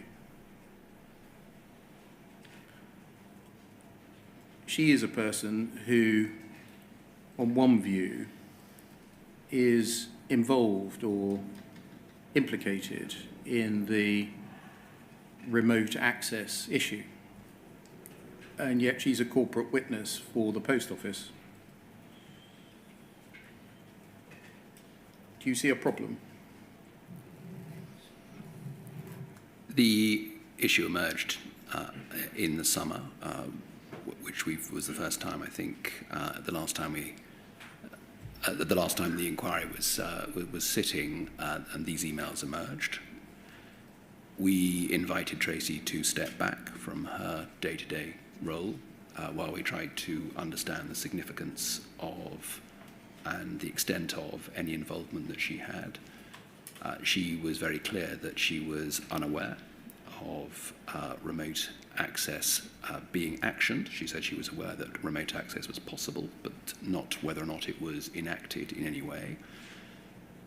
There were, I think, a couple of emails that we've just been through, and her line manager suggested to her that she take a step back from postmaster-facing activity so that confidence could be retained and indeed provide the opportunity for us to examine any further whether or not there was something substantive with which she had to respond to. She hasn't really taken a step back, though. She's taking taken a step forwards, hasn't she? Because she's provided a corporate witness statement to us and is giving evidence, I think, next week. I think, well, my point at this stage was that there is no concrete evidence of any wrongdoing, and as a consequence of that, we want to obviously treat her in exactly the same way as we would anybody else, which is explore any allegations that have been made. But in reality, she is the individual who is best placed to write that corporate witness statement, and that is exactly what she's done. But at the same time, we're clear that for the confidence of postmasters, both past and present, it's inappropriate for her to be involved in activity that is postmaster-facing while the inquiry is still ongoing and while we can and will explore whether there is anything that she needs to answer to. Is there anything more postmaster-facing than giving evidence in the inquiry on behalf of the Post Office as a corporate witness?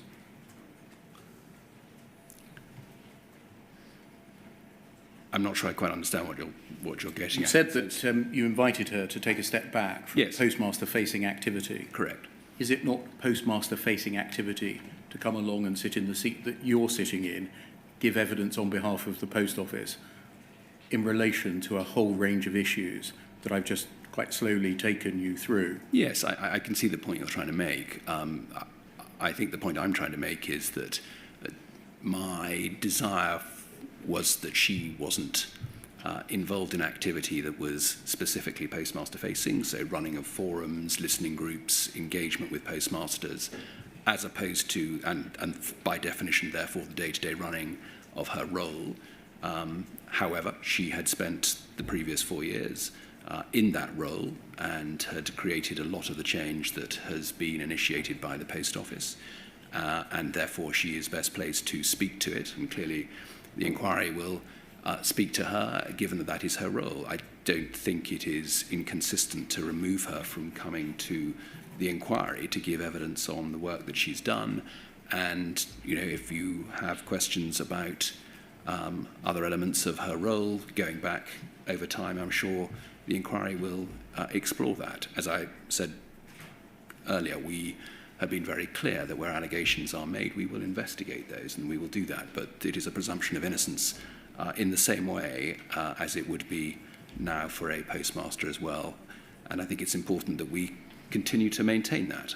I certainly have a responsibility to all my colleagues as well as to postmasters, and I think it's appropriate that the balance, and it's a fine balance that we have adopted in terms of asking her to step back from day-to-day activity, maintaining the fact that she has done and has spent the last 4 years involved in activity which will be explored by this inquiry, and then giving her the chance to come and speak to that as well, which I think is a sensible way to progress. And we've been very clear that where people have been invited to step back at the conclusion of the inquiry, and when other allegations, if they are made, we will continue to act. Thank you. Can I turn to, again, a sub-issue what we addressed briefly yesterday, namely having sub-postmasters as NEDs on the board? Yes. And you address this with a sort of qualitative assessment in paragraph 83 of your third witness statement. Right. If we can turn that up and have a look at it.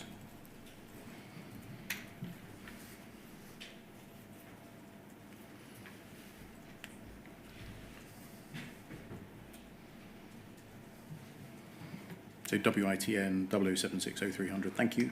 Page 46. And it's paragraph 83. Thank you. You say, in respect of the board, postmaster non-executive directors have been an important part of trying to invert this dynamic. They bring a detailed and relevant understanding of current day matters to the board meetings in a uniquely credible way. This ensures a transparency of issues and an agreed and collective understanding across the organisation of the most important priorities. And then you go on to consider something slightly separate. Yep. You give the impression, would you agree, that having the postmaster Neds on the board has been a positive thing? I think it's been very positive, and I've been very consistent with that. I think it's an important part of the change that we've been trying to bring about at the Post Office. I was the champion of bringing Postmaster Neds onto the board. It is and was a feature of the role that I had at NISA, where I had a combination of independent non-executive directors and member director non-executive directors, and that mix worked well. Can we look, please, at Bayes 40753?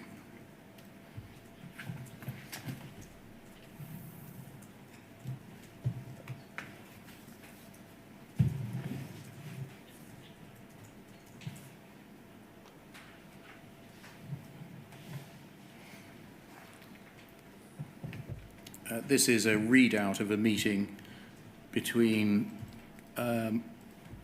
you and other members of the Post Office Executive. So Miss Sherratt, Mr. McKinn, and on the other side, Lorna Grattan, Carl Cresswell, Jamie Lucas. It's a similar, and I should say Mr. Hollingray too. Yes. We can say see his private secretary is also recorded as being present. And I just want to again read a little bit of context. You say, pleased with our session. Is that referring to the session before the Select Committee? Just look at the date at the top. Yes, I think there were two Select Committee meetings, one in January and one in February. And I think this one is referring to the second February one. Yes. You say you were pleased with your session and felt a bit like the rug got pulled from beneath us. Mr. Hollingray is reported as saying it's fair to say at a certain point in time have to take the gloves off and try to manage the information. I think the Select Committee were weak with him, apart from Anthony Higginbottom. Sorry it was so messy, keen to support in any way we can to make sure we get past this. Hope he's discredited. Is that a reference to Henry Staunton? That's correct, yes. So the Minister was saying that he hoped that Henry Staunton was discredited? That's correct, yes. Anything else you need, anything else you think we need to make it easier? You say you're looking to Lorna Grattan, need as much support as you can get from Ben Tidswell to try and get the board functioning properly. We need to try and find a way through the Project Pineapple memo. That's the inadvertently disclosed email. That's correct, yes. And you're recorded as saying, we'll have a board meeting tomorrow and see where we can get to. The postmaster, Neds, may use tomorrow as an opportunity to criticise on funding and anti-postmaster sentiment. Need to avoid tomorrow morning being a proper road crash. Miss Sherratt had a bit of a flavour of it on Monday. They think it did not do enough for postmasters. Elliot mentions where the investment for the future of the business and postmaster REM is front and centre, costs are rising. This has been a theme of theirs for a while. And then you're recorded as saying this goes back to whether the postmaster directors are playing a role of a director or a trade union rep. I don't know where that's going to go. They're extremely exposed as a result of Project Pineapple. Not sure how to patch this up in a slight standoff, and then Miss Grattan, they're not in a good place. aren't operating in a way appropriate for the business, you ask, how can they ensure their own self-interest doesn't cut across their role in supporting Post Office as a business?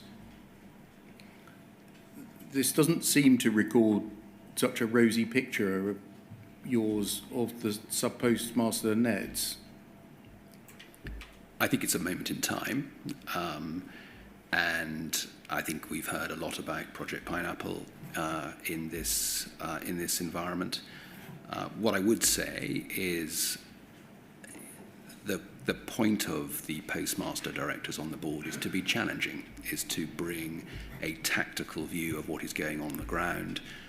And I went into this with my eyes open, fully knowledgeable that this would be uncomfortable.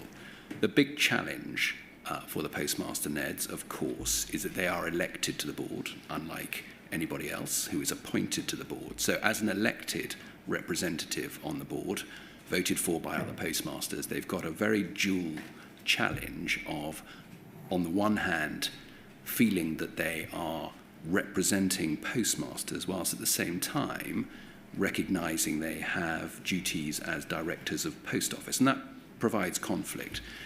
Not unsurprisingly, and you heard from both Saf and Ismail a couple of weeks ago, I think Saf suggested he was working anything up to 10 days a month on this. Not unsurprisingly, many postmasters were looking to them and constantly looking to them to say, what have you done? What have you done? What are you doing?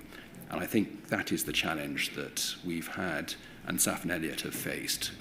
Considerable pressure from their peer group, whilst at the same time having to recognise that they've got to, and they have duties as directors of the Post Office. And so it is a tricky play. There's no question that this time, and you'll be very familiar with this, that this time was a very difficult period for the Post Office. The departure of Henry, the exposure of the Project Pineapple email, the challenges that the Postmaster non-executive directors felt, but also they were coming to the end of their term at this stage, the 3 years, and I think they felt very keenly that they wanted to be able to demonstrate they'd made a real difference. And I think I do believe that is to be the case, but I think it was something that was playing on their minds as well. When did you start becoming concerned that they may not be acting as directors, but instead as trade union reps? I mean, I don't think we should make too much of this. I don't think that is a major issue. I think one of the challenges that this role has, it's exactly what I experienced at NISA, was trying to get that balance between representing postmasters, as I've mentioned, and actually fulfilling a role as a director. It's an ongoing issue and an ongoing challenge, and very difficult, in fact, virtually impossible, to draw a line between the two. And I think it requires very sensitive navigation from them, very sensitive navigation from other board members, and indeed, obviously, from me, in terms of making sure that we get the best from the Postmaster non-executive directors. What did you understand to mean by trying to find a way through the Project Pineapple memo? My understanding of that, and what was on my mind at the time, was we just lost our chairman in very difficult circumstances. I think everybody was acutely conscious of the manner of Henry's departure and the publicity that was associated with that. We had two non-executive directors who were concerned about the exposure of the Project Pineapple email. Well, I think before that they were concerned about the conduct of 3 members of the General Executive.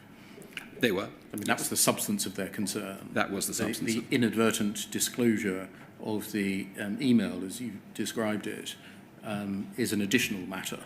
It is an additional matter, but I think the primary matter that is being discussed in this email is, and was from my perspective, how do we bring some stability and cohesion to the board, given we'd lost the chairman and we had 2 main board directors who were disenfranchised.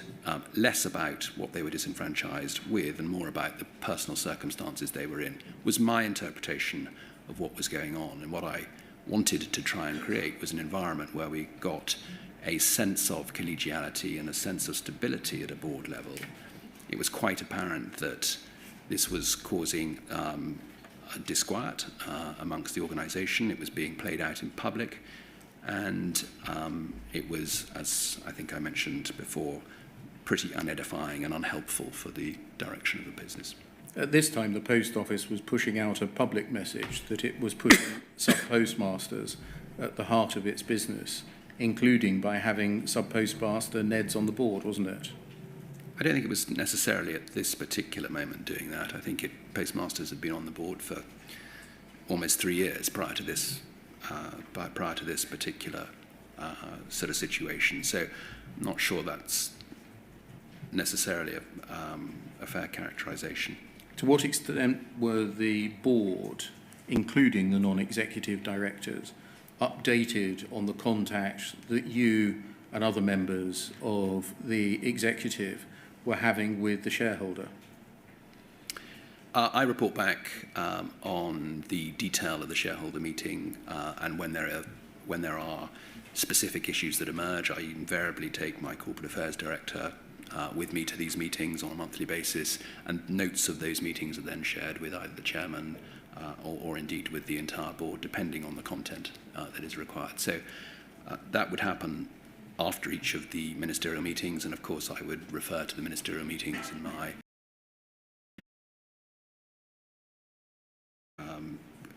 many have been displayed.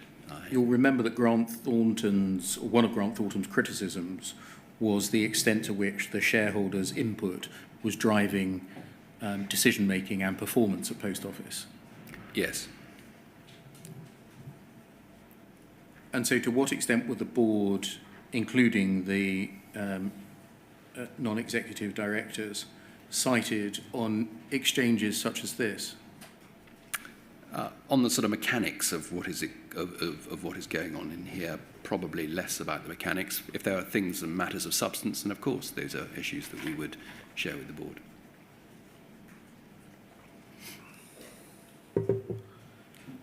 Did you share the view that Ms. Grattan expressed that the sub-postmaster Neds were not operating in a way appropriate for the business? Did I share that with... Did you share that view? Oh, did I share that view? Yes, did you hold that view? No, I think my experience of the postmaster Neds is that they are naturally challenging of me, and I'm open to that challenge. Mr. Ismail has given evidence to us, that can come down, thank you, that he believed after the departure of Mr. Staunton that responsibility to heal the rifts in the board after Project Pineapple was placed upon the two sub-postmaster executives. Is that correct? I don't think explicitly that was necessarily the case. I think clearly as main board directors, they have an opportunity to engage with members of the group executive, and by definition, I think they share some responsibility to try and move that agenda forward. I don't think it's necessary that the chairman has to do it or the SID has to do it. I think everybody has a responsibility to try and ensure that we get a sense of stability and cohesion back onto the board. So I don't think it was any one person's responsibility. Did you leave it to them, the two sub-postmaster Neds, to build bridges with Mr. Fote and Mr. Richards? On reflection, I probably did give them too much of the onus was placed upon them. I think that's probably a fair reflection. I think at this time, not unsurprisingly, we were under enormous amounts of pressure as an organisation, and my reflection is that I probably could have done more. It was your actions that in particular had left them exposed to a response or reprisals from those against whom they made allegations, wasn't it? Well, as we discussed yesterday, it was an inadvertent mistake, and we've been through the mechanics of how that mistake occurred. I also expressed my apology to them within 12 hours of the event occurring. So I don't think it's fair to characterise it in that way. I think it was as I say, an inadvertent mistake. It was disappointing that it had occurred. I was keen to make sure that we moved on, and it obviously didn't. We obviously didn't move on as quickly as would have been helpful. But notwithstanding that, I think that the scenario surrounding Henry's departure clearly didn't help. Thank you. Can we move to a new topic, which is... Before we do, Mr. Beard, Yes. Just to clear my mind, and I think you were present when Ms. Carabalotti gave evidence, yeah? I was, sir. And in relation to postmaster non-executive directors, she was asked some questions about that. Yes. And I'm not pretending that these were her words, all right, but she seemed to be suggesting, I think, that they had a very important, that current serving postmasters had a very important role to play, but perhaps not as members of the board. Do you remember her giving that? Yes. I just wondered what your view of that was, if you have one. Yes, I do, Sir Wynne. I do believe that they have a role to play on the board.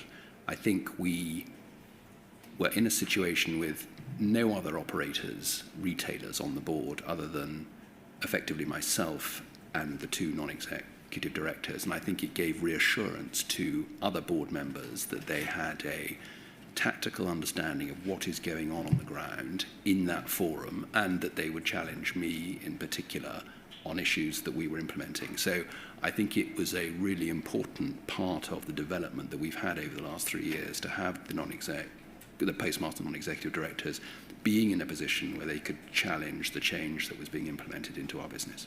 All right, thank you. Sorry, Mr. In fact, on that topic, we could go back and look at Bayes 40753.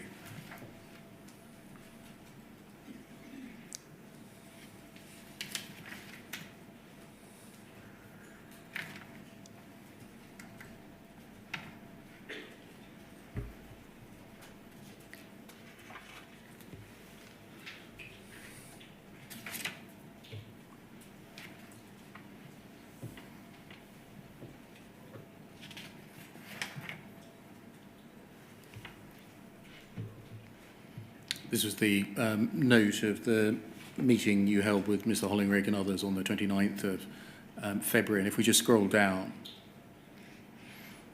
and a bit more, please. Yes, just stop there. I left off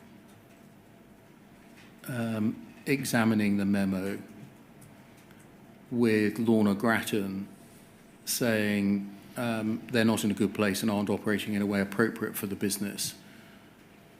And you said, how can they ensure their own self-interest doesn't cut across their role in supporting Post Office as a business? And then if we scroll on, please. And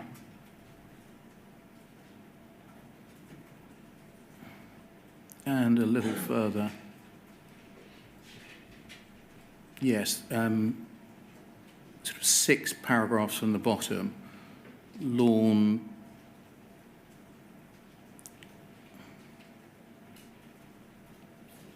There's 8 paragraphs from the bottom. Lorna Grattan says, I don't think postmaster oversight of the board is worth it.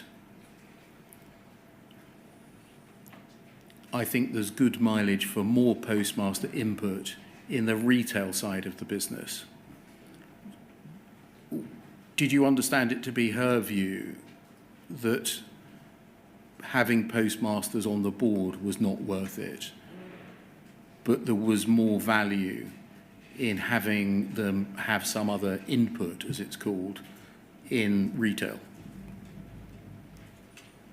Not quite. I think what was being described here is the voice of the postmaster and the NFSP, as I recall, were progressing a concept of an oversight board that sat above the main board of the Post Office and played a strategic role in shaping the direction of travel. So I think that is what the oversight of the board, which would be populated by people from the CWU, ministerial colleagues, potentially postmasters as well. So I think that is what is being described here by way of postmaster oversight of the board. From a retail perspective, I think what Lorna is referring to here is there a more, I wouldn't say executive role, but I think is there a role of oversight within the retail business of the Post Office that the postmaster non-execs can play, which I think is quite a complicated concept. You heard Mr. Ishmael say he did 10 days a month anyway. I was trying to wrestle in my own mind what a postmaster non-executive director with more role in retail that then starts to blur, I think, the boundaries of what an executive does and what a non-executive does. So it is a difficult concept. I think what Lorna is quite rightly pointing out is certainly where the Post Office is now, there is an opportunity for more input from the broader postmaster community, and I buy that completely, and I do believe that, which is certainly why we have a serving postmaster as part of the senior leadership team.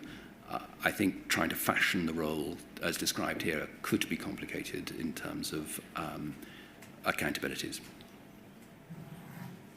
So we shouldn't read this to mean that Ms. Grattan's view, as expressed here, was that having postmasters on the board was not worth it. I don't, certainly, that's not how I read it, no. Thank you. Can we, I only raised that because it's linked to the question that the chairman asked. Right. Can we move to the new topic then, which is the post-group litigation postmaster contract? Yep. We looked at the front page and a bit of it, section Yes. 19 already. The cross-reference, no need to turn it up, is poll 400254. And I think the Post Office produced a guide, do you remember, Yes. for postmasters, a summary of the effect of the common issues judgment on the postmaster contracts. I'm not going to engage in an exercise of comparing what it said Yep. versus the judgment, but instead go straight to the contract itself, poll 400254.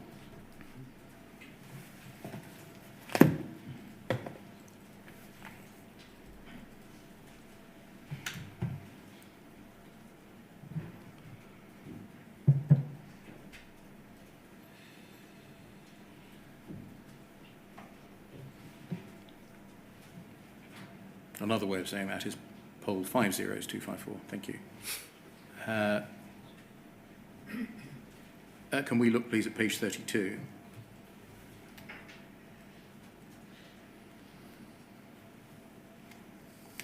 And this is, would you agree, one of the key clauses? It's section 12. Yep. Responsibility for Post Office stock and cash. And if we scroll down, please, to 12. Losses, so section 12.12, the sub-postmaster is responsible for all losses caused through his own negligence, carelessness or error, and also for all losses caused by the negligence, carelessness or error of his or her assistants. Deficiencies due to such losses must be good without delay. I think you'll recognise that there's a change there from the past contract in that it introduces the qualifier negligence, carelessness or error in relation to assistance. Yes, correct. Rather than an absolute liability. Correct. For losses caused by assistance. And then clause 13, subject to clauses 12 and 13A, the financial responsibility of the sub-postmaster does not cease when he relinquishes his appointment. He'll be required to make good any losses incurred during his term of office, which may subsequently come to light. And then some new clauses, 13A, Post Office shall not seek recovery from the sub-postmaster unless and until, one, it's complied with its duties under clause 20, or some of them, and we'll look at those in a moment. Two, it's established that the alleged shortfall represents a genuine loss to it.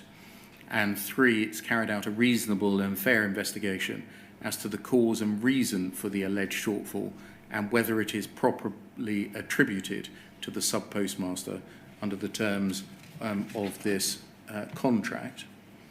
Gains, surpluses may be withdrawn provided that any subsequent charge up to the amount withdrawn is made good immediately. And then if we go forward to 20, Post Office duties, Post Office shall, one, provide the horizon system, which is defined, which shall be reasonably fit for purpose, including any or adequate error repellency. Two, provide adequate training and support, including through provision of training materials to the sub-postmaster, particularly if and when Post Office imposes new working practices or systems or requires the provision of new services. And then three, I'm going to ask some questions about this in a moment, properly and accurately effect, record, maintain and keep records of all transactions effected using Horizon. Four, properly and accurately produce all relevant records and or explain all relevant transactions and or any alleged or apparent shortfalls attributed to the sub-postmaster. Five, cooperate in seeking to identify the possible or likely causes or of any apparent or alleged shortfalls and or whether or not there was indeed any shortfall at all. Six, identify the causes of any apparent or alleged shortfalls in any event. Seven, disclose possible causes of apparent or alleged shortfall and the cause thereof to the sub-postmaster candidly, fully and frankly. Eight, make reasonable inquiry, undertake reasonable analysis and even-handed investigation and give fair consideration to the facts and information available as to the possible causes of the appearance of alleged or apparent shortfalls. 9, I'm going to ask some questions about this too. Communicate, alternatively, not conceal known problems, bugs or errors in or generated by Horizon that might have financial and other resulting implications for the sub-postmaster.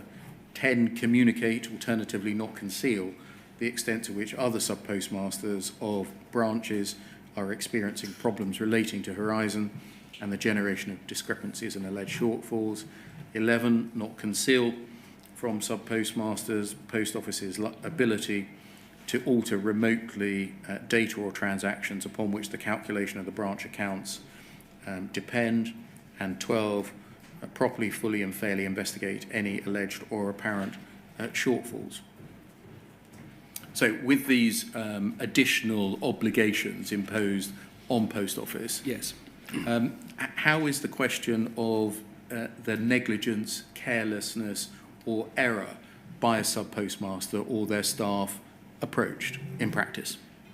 In practice, in practice, we do a number of things. Certainly, from an investigative point of view, or from trying to work out whether a discrepancy or a loss has occurred, we have a completely different approach to that we adopted prior to 2019. We have, as I mentioned yesterday, we have created a number of different teams with different responsibilities.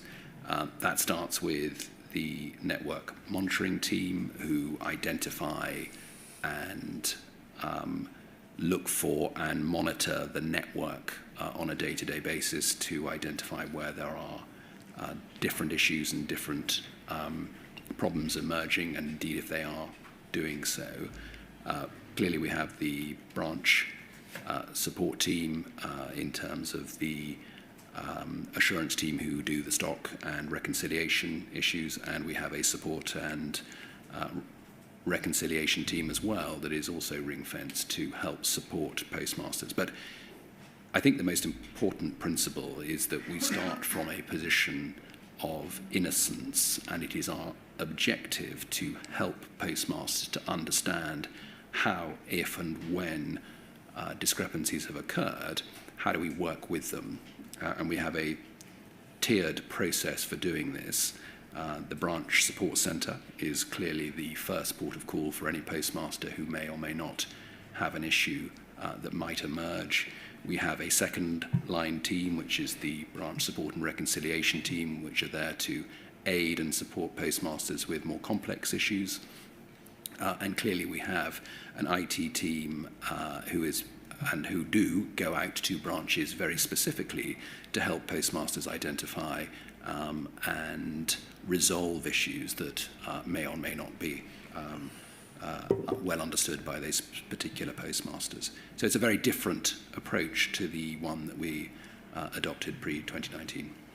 In terms of negligence, carelessness or error, for instance, if a sub-postmaster says that the loss arose because of a lack of training in undertaking this process, I admit I pressed these buttons and I admit that it caused a loss of £500, but that was because the process I was undertaking, I wasn't properly trained upon it, and that's what's caused the loss.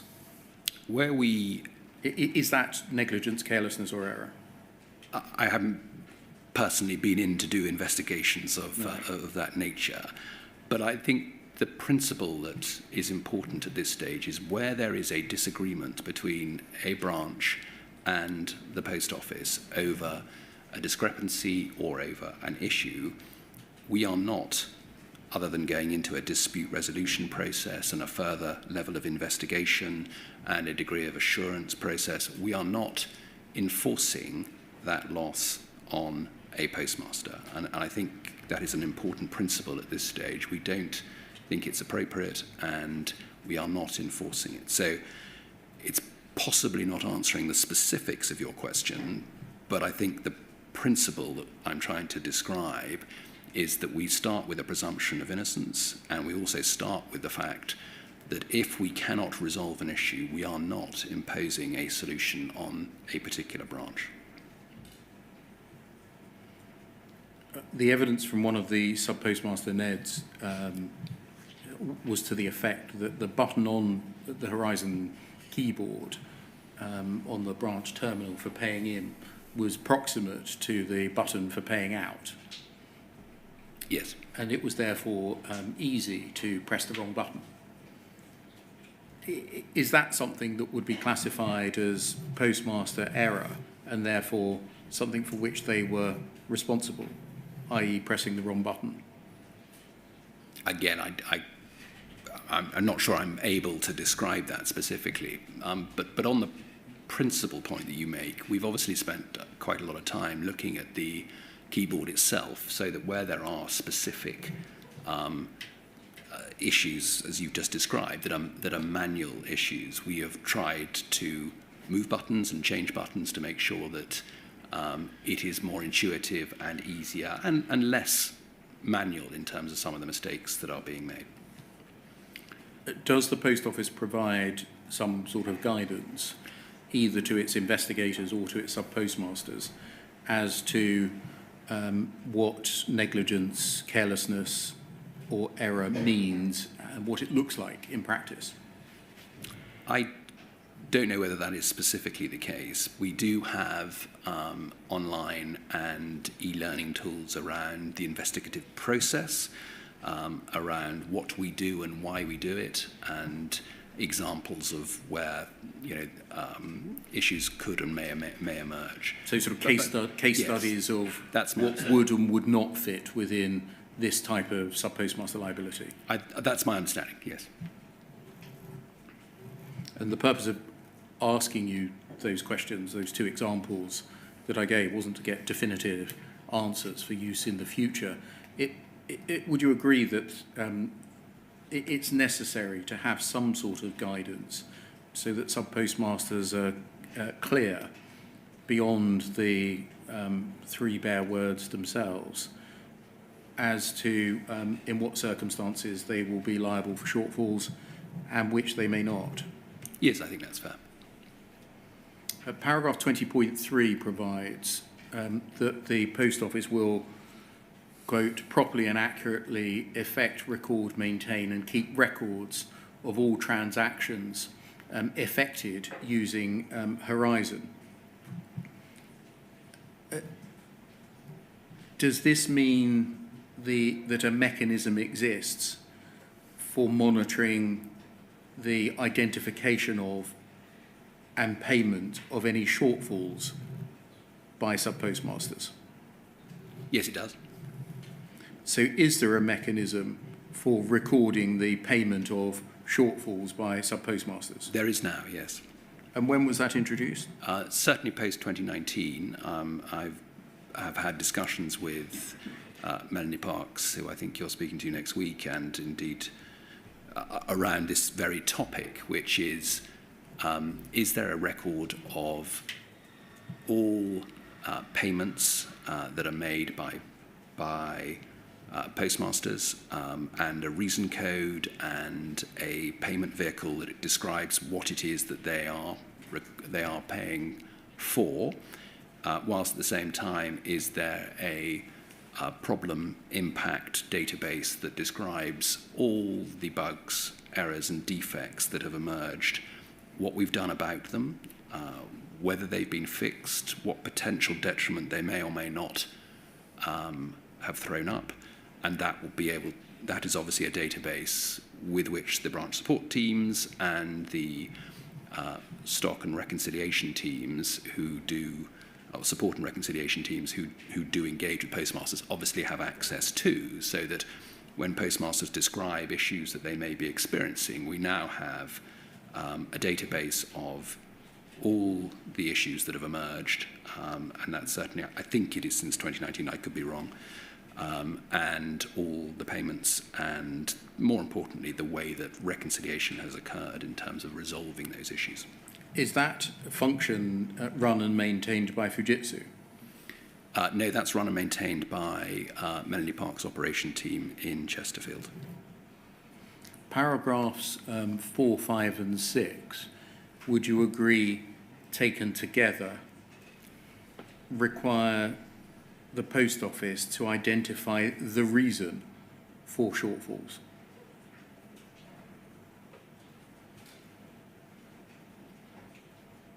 In particular, 6. Yes, I mean, the onus, as I've stated, the onus is very much on the Post Office to identify where these problems have occurred, and the onus is very much on the Post Office to ensure that if there are any fixes that need to be made, that they make them. So yes, I would agree with that. And that duty to identify the cause of a shortfall exists irrespective of whether the shortfall is settled by the sub-postmaster? That's correct. Thank you. So it's 1:45 now. Could I invite you to break until 1:45? Yeah, certainly. Thank you very much.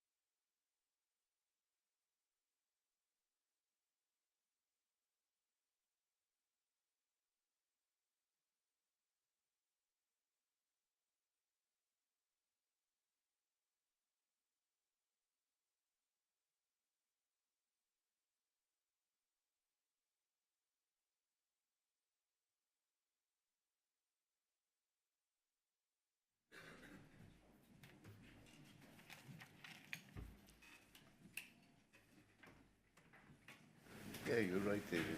Yeah. Yes. Thank you, sir. Good afternoon, Mr. Reid. Good afternoon. Can we turn to the topic of shareholder priorities, please? Yes. There's no need to turn it up, but in paragraph 246 of your first witness statement, you say, quote, "The postmaster sentiment survey showed that remuneration is the top priority for postmasters. Despite some increases, it remained a top priority for many postmasters and the area with the lowest perceived improvement." Can we look at a letter that you reference in the same witness statement in your paragraph 169 from Kevin Hollinrake to Mr. Staunton, outlining the shareholder priorities that the department would like you to focus on? UKGI 304 4317.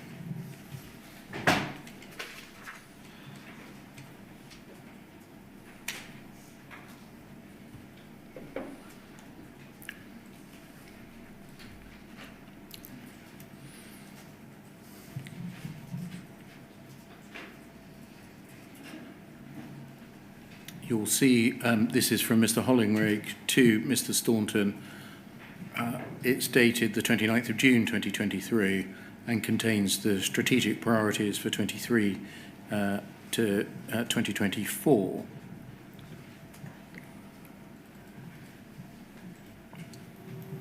I suspect you're familiar with this letter, are you? Yes, I am.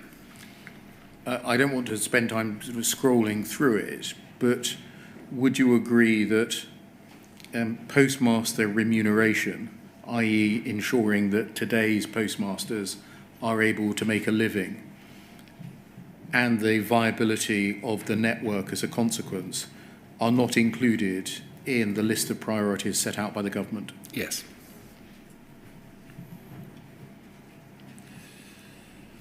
Do you know why? I assume it's because they take that as given, as that being the core element of the job. You've said that remuneration is, according to the Postmaster Sentiment Survey, the top priority for postmasters. It's not listed as any priority by the government. That's correct. Aside from what is formally written down by the government, in your interactions with the department, with UKGI and with ministers, would you say that it is a priority for the government to ensure that sub-postmasters are remunerated fairly and are able to make a living through their partnership with the Post Office, a state-owned business? I think it's one of a number of priorities. I think the major priority, as you'll probably see from the 23-24 letter to Henry, is very much around compensation and support to the inquiry. They are clearly priorities, but your point is correct in that the last 4 postmaster surveys that we've conducted, remuneration has, on each occasion, been the number one concern for current serving postmasters. If we go to page 2 of the letter and look at the first priority, effective financial management and performance, including management of legal costs to ensure medium-term viability. And if you see at the 4th bullet point, this includes maintaining stringent cost control and maintaining a clear focus on value for money and efficient delivery across the cost base, including and then some sub-points. Would you agree that effective financial management and performance, including stringent cost control, is in conflict with the fair remuneration of sub-postmasters? Potentially. And so not only is the fair remuneration of sub-postmasters not listed as a priority that is listed is potentially in conflict with it? Yes, I think that's fair to say. You tell us in your witness statement, paragraph 273, no need to turn it up, that you have, quote, committed that Post Office will work towards sharing 50% of branch-generated revenue with postmasters, which represents a significant change to their remuneration. And in the last financial year, the Post Office achieved 45.6% and would continue to drive the figure upwards. Would you agree that if branch-generated income is low, then the amount available to be shared with postmasters is low? That's one part of the equation. The other part of the equation is the central costs associated with running the Post Office, which obviously if we reduced those central costs, then the proportion of revenue that's available to be distributed increases. Would you agree that the government and Post Office is not doing enough to ensure that branches can offer sufficient services to ensure sufficient branch-generated income? I think we're trying hard to do that, but that comes to the core of the purpose of the Post Office, which ultimately, and we've discussed this over the last couple of weeks in this forum, is getting clear on what the purpose, the vision and the strategy of the Post Office is. Is it about generating new sources of income, and indeed what are those new sources of income? Is it about market failure, and from a government perspective being clear what market failure the Post Office is there to address? Or is it about looking for new avenues? And that's very much what we have tried to do, which I said in my personal statement quite extensively about the plans that we've had to drive the 4 key activities that the Post Office is engaged in: mails and parcels, cash and banking, what we're doing with our travel business, and how we're driving our platform products as well, which is where we're looking for new commercial opportunities for postmasters to drive ultimately to drive their revenue.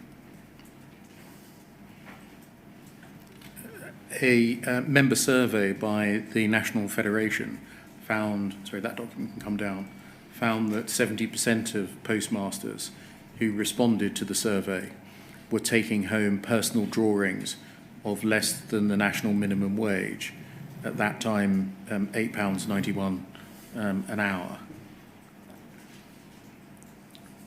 Would you agree that it is shocking that the Post Office and their sole shareholder, the government, would allow the remuneration of postmasters to fall to such a low level and then not make it a priority to rectify it?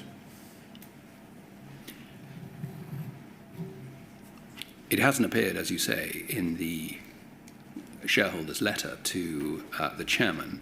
However, it's a clear priority for the organisation. I think we've spent a great deal of time focused on how do we generate more revenue for the existing postmaster population. By way of example, I think in the first year in 1920, we increased postmaster remuneration by 10%. The following year by 7%, and the subsequent 2 years we've obviously not been as successful as we were in those first 2 years. It's tended to be inflation-led. What we've done, particularly with the mails and parcels element of the revenue that is generated by postmasters, is to link that to CPI so that at least it increases every single year by the same by CPI, so some 65% of all the mails and parcels products that we sell.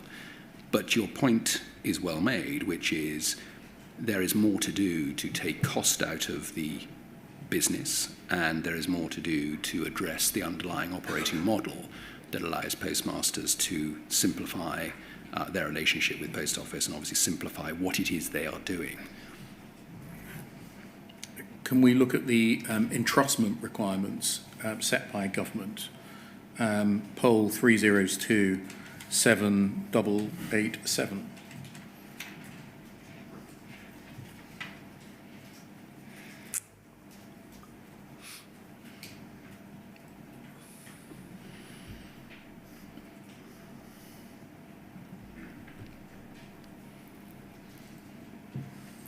You'll see that these are contained in a letter addressed to your predecessor, dated the 16th of April 2018. Have they been updated since then? Not as far as I'm aware. Can you tell us what the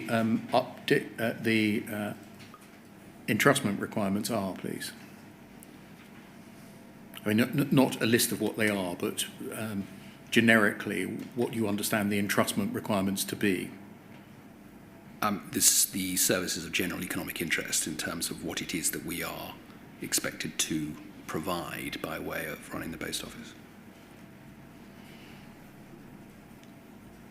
If we scroll down, please, and keep going. Sorry, the last sentence on the top of the previous page.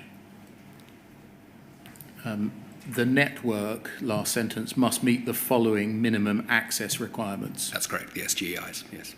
And the first, nationally, 99% of the UK population to be within 3 miles and 90% of the population to be within 1 mile of their nearest post office outlet. Secondly, 99% of the total population in deprived urban areas across the UK to be within 1 mile of their nearest post office outlet. 95% of the total urban population across the UK to be within 1 mile of their nearest post office outlet. And fourthly, 95% of the total rural population across the UK to be within 3 miles of their nearest post office outlet. And then in addition, the following criterion will apply at the level of each and every individual postcode district. 95% of the population of the postcode district to be within 6 miles of their nearest post office outlet. And then post office is required to provide this network of post office branches to make available the services of general economic interest as detailed in Appendix A. Do you agree that these requirements are those that currently exist in relation to the post office? Yes, they do. Do you agree that they impose upon the post office an obligation to public service? Yes, they do. But do you agree that they impose an obligation on post office to public service that impacts upon the profitability of post office as a business? Undoubtedly.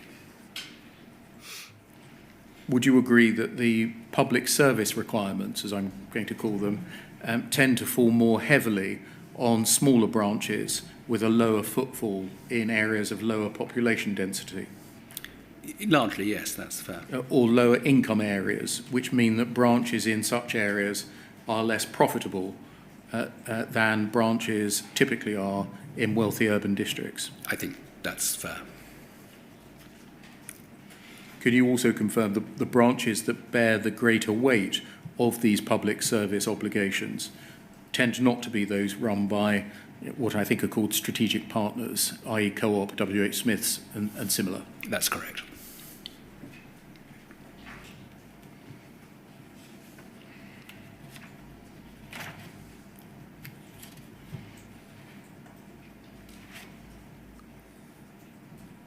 Does the Post Office have an enduring commitment from government to maintain public service duties of the Post Office into perpetuity?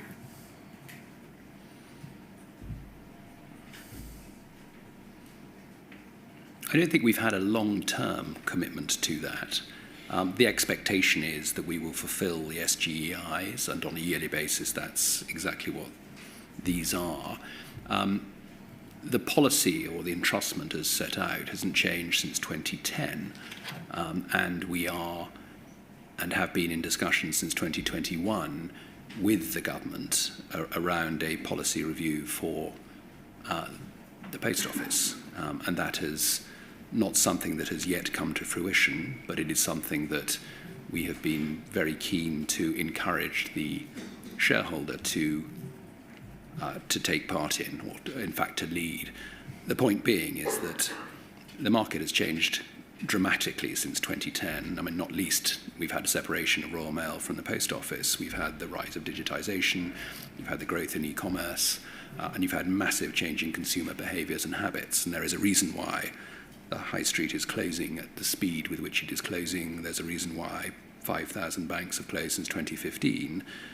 The face-to-face delivery of services has changed, which therefore makes the question around and the question that needs to be answered very, very clear as to the long-term purpose and vision of the Post Office, and by that I mean long-term. We describe here in the letter that you've just shown us the strategic priorities for the Post Office. My personal view is strategic priorities aren't for a year. Strategic priorities imply 5 to 10 years at least in terms of vision. So they're tactical priorities as opposed to strategic priorities. What the Post Office is in need of, and certainly the work that the incoming chair has initiated with Teneo from its in its strategic review, is a joined-up vision between the Post Office and the shareholder for the long-term future of the Post Office, and by that I mean 5 to 10 years minimum, such that we can start to plan more strategically as opposed to tactically, which is very much the nature of the letters that this particular letter that we've just read implies. Can you assist us in practice? How do branches in low population density or deprived areas, as compared to branches in higher population density or wealthier areas, receive, if they do, appropriately weighted compensation for delivery of the public service requirements? Yes, I can.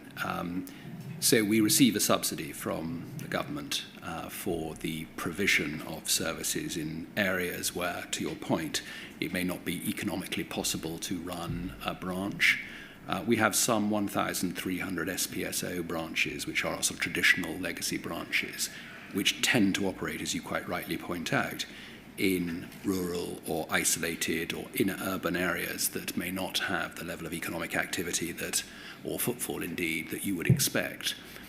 That subsidy to the tune of £50 million has been static since 2018 in terms of its funding.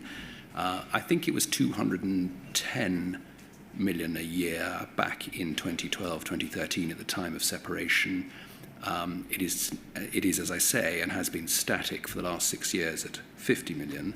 But to my earlier observation, the changing shape of the landscape and the changing shape of footfall on the high street has meant that, in essence, costs have increased while the subsidy has remained static, but in real terms lost value. So there is a mismatch between those two. Is the subsidy distributed to post offices by reference to the extent to which the public service requirements are disproportionately borne by them? I.e. Yes, I understand. Yeah, I mean, it tends to be footfall stroke transaction driven in terms of how we support the with fixed payments to specific branches. I think it's right that in the summer of this year, Grant Thornton delivered an important report for the Post Office. One of many, yes. Yes. Can you, let's look at the report to make sure we're talking about the same one. Correct. Poll 00446476.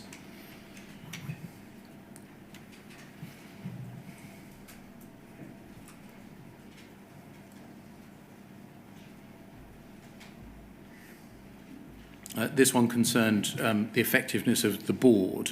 Yes. It stated the 19th of June 2024. Can you explain, please, firstly, the circumstances in which Grant Thornton came to be commissioned to undertake this review and write this report? Yes, I can. I think Rachel Scaraballotti mentioned this last week. In effect, the sort of business code suggests that you should have a board effectiveness review on a yearly basis, and I think every 3 years the effectiveness review should be done and conducted by an external party, and Grant Thornton were commissioned to do the external review. Thank you. If we go over the page, you'll see the partner at Grant Thornton delivering the report. And if we scroll forwards, please. An idea of the length of the thing. And then forwards, please. If we can perhaps skip to page 8. I think this is the first part of substance to the report that we will find. It's an executive summary or key findings section. And under overview, the first key finding was a lack of clarity on the purpose of the board, with the shareholder relationship inhibiting the board's effectiveness due to perceived interference in Post Office's work and limited visibility around the longer-term funding and objectives of the organisation. Was that a finding with which you agreed? Yes, it was, and I would say that the findings did get board endorsement. There's 3 parts to it. Firstly, a lack of clarity on the purpose of the board. What does that mean? I think perhaps the way I would describe it is that given that there is ambiguity over the strategy, vision and purpose of the Post Office, it's quite difficult to ensure that the level of governance that is supporting that misaligned strategy, if that's the right word, is quite difficult to articulate. And I think what the board have struggled with in terms of governance challenges is, without real clarity about the purpose and direction of the Post Office long term, it's quite difficult to establish the right levels of governance. And I think that's the clarity issue that's being described here, and the reference being made to what the board has wrestled with. The shareholder relationship inhibiting the board's effectiveness due to perceived interference. In what way did the government inhibit your board's effectiveness by interfering in your work? I think it's more the lack of clarity over matters that are for the board and matters that are for the shareholder. There are certain areas in which the shareholder has and takes a particular standpoint and view. I think it would be obvious to point out that we have a single source of funding, which is the government, and we are therefore completely and utterly reliant on our funding from the government, and this by definition causes challenges, certainly from a strategic point of view. And you would have seen in the verbatims associated with this particular report that there are many observations made around the control of the shareholder without consequence or without accountability, and the general influence that the shareholder has over the direction of the business. You'll also notice, certainly in my first witness statement, I made reference to some of the non-executive directors who'd left after a single term, feeling that independence has and was eroded, if that's the right word, by the by the obligations and by the constraints that are part of being a publicly owned organisation. The third element is limited visibility around the longer-term funding and objectives of the organisation. Was this essentially recording that the Post Office needed to know whether it had the backing of its owner long-term? Yes.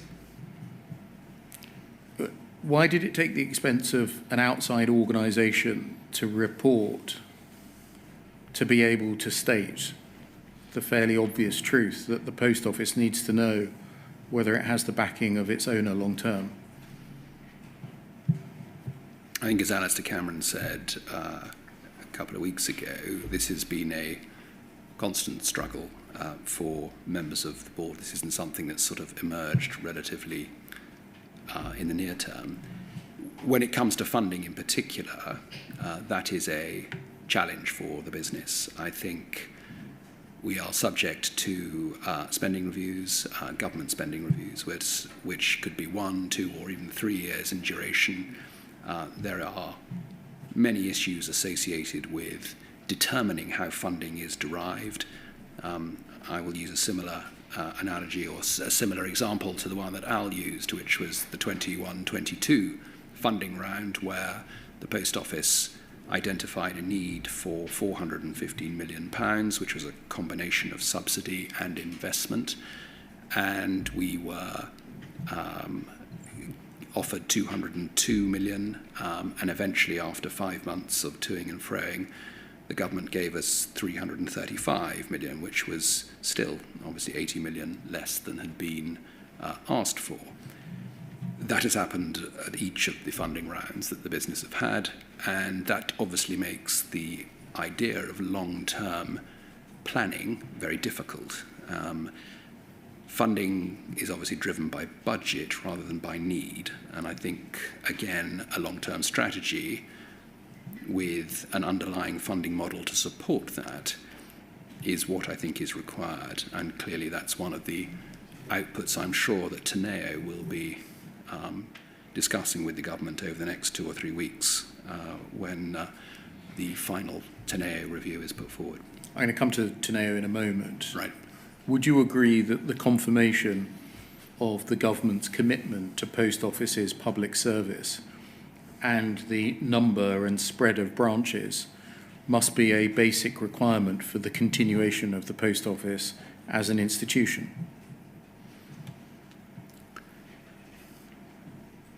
My sense is that the policy review that is required by the government 15 years since its last policy review should look at all elements of the public sector service that is provided by the Post Office and be very clear on what it is that it is expecting the Post Office to deliver. Clearly, at present, we have a fairly uncodified social contract. Yes, you described the service of general economic interest and the entrustment elements of it, but I think it's broader than that and it's wider than that. When you look at the role that postmasters play in communities up and down the country, when you look at the level of trust at a local level between consumers and customers, communities and their postmasters, it is quite extraordinary. And when you look at the social value associated with that commitment from postmasters, it is that I think needs to be more heavily examined in terms of the contribution that is being made by postmasters and how the government sees over the next 5, 10, 15 years that continuing to evolve, but more importantly that postmasters are recognised for that contribution, which they currently aren't. How is it possible that these questions, the long-term backing of the owner, the continuation of the social purpose commitment, have not been answered for the future? I think that's a question you'll need to discuss with the government. As I say, we've been keen to have a policy review for some time. We make this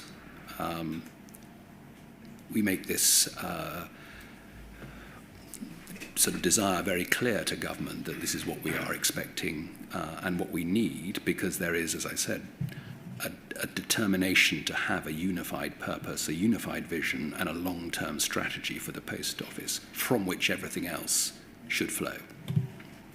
Do you agree that in the meantime, the continuation of the Post Office, coupled with the support of government, goes hand in hand with the projected life of Post Office branches, and consequently the individual investment, mortgages and family financial decision making that has to be undertaken by postmasters on a daily basis? Yes, I do.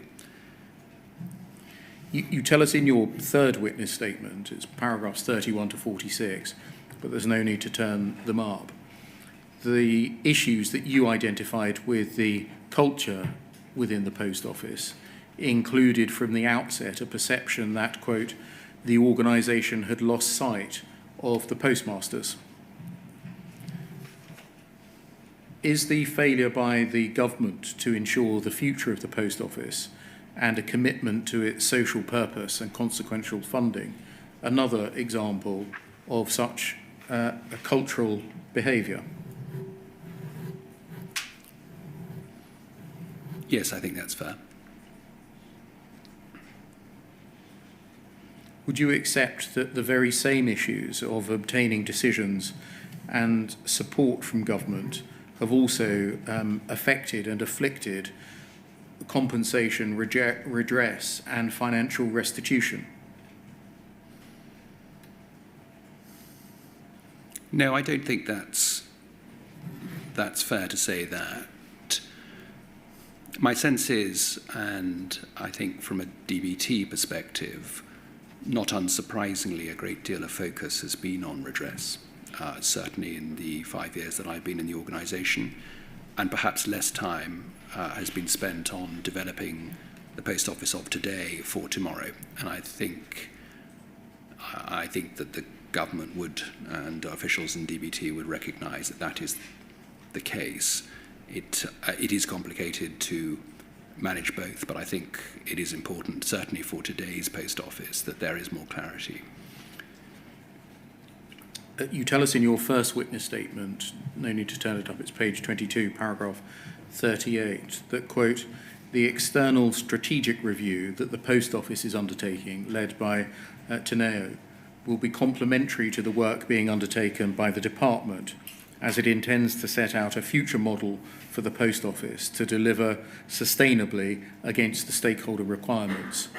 And you add that that review is expected to conclude, or was expected to conclude, in September 2024, the month just gone. What's the current position?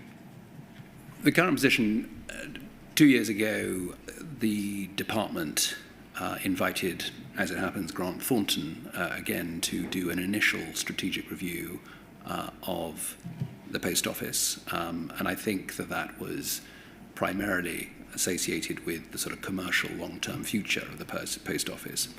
The output of that piece of work was a second review, which I understand is what is ongoing at the moment, again commissioned by DBT.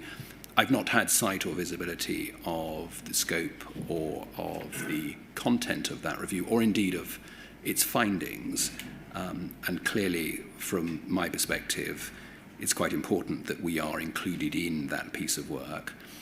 I hope that, and am reassured certainly by the current chair, that he has had those conversations with the incoming administration, whereby we can dovetail the Teneo strategic review and the independent work conducted by the department to ensure that the output is something consistent and something that everybody can buy into. Can we look at the scope of the review, poll 00448624?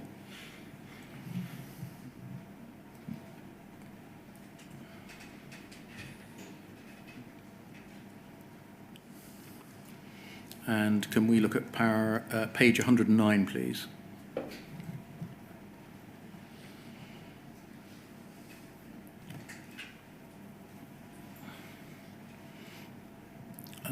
This was a board paper and an update for the board on the strategic review. It's dated the 4th of June 2024.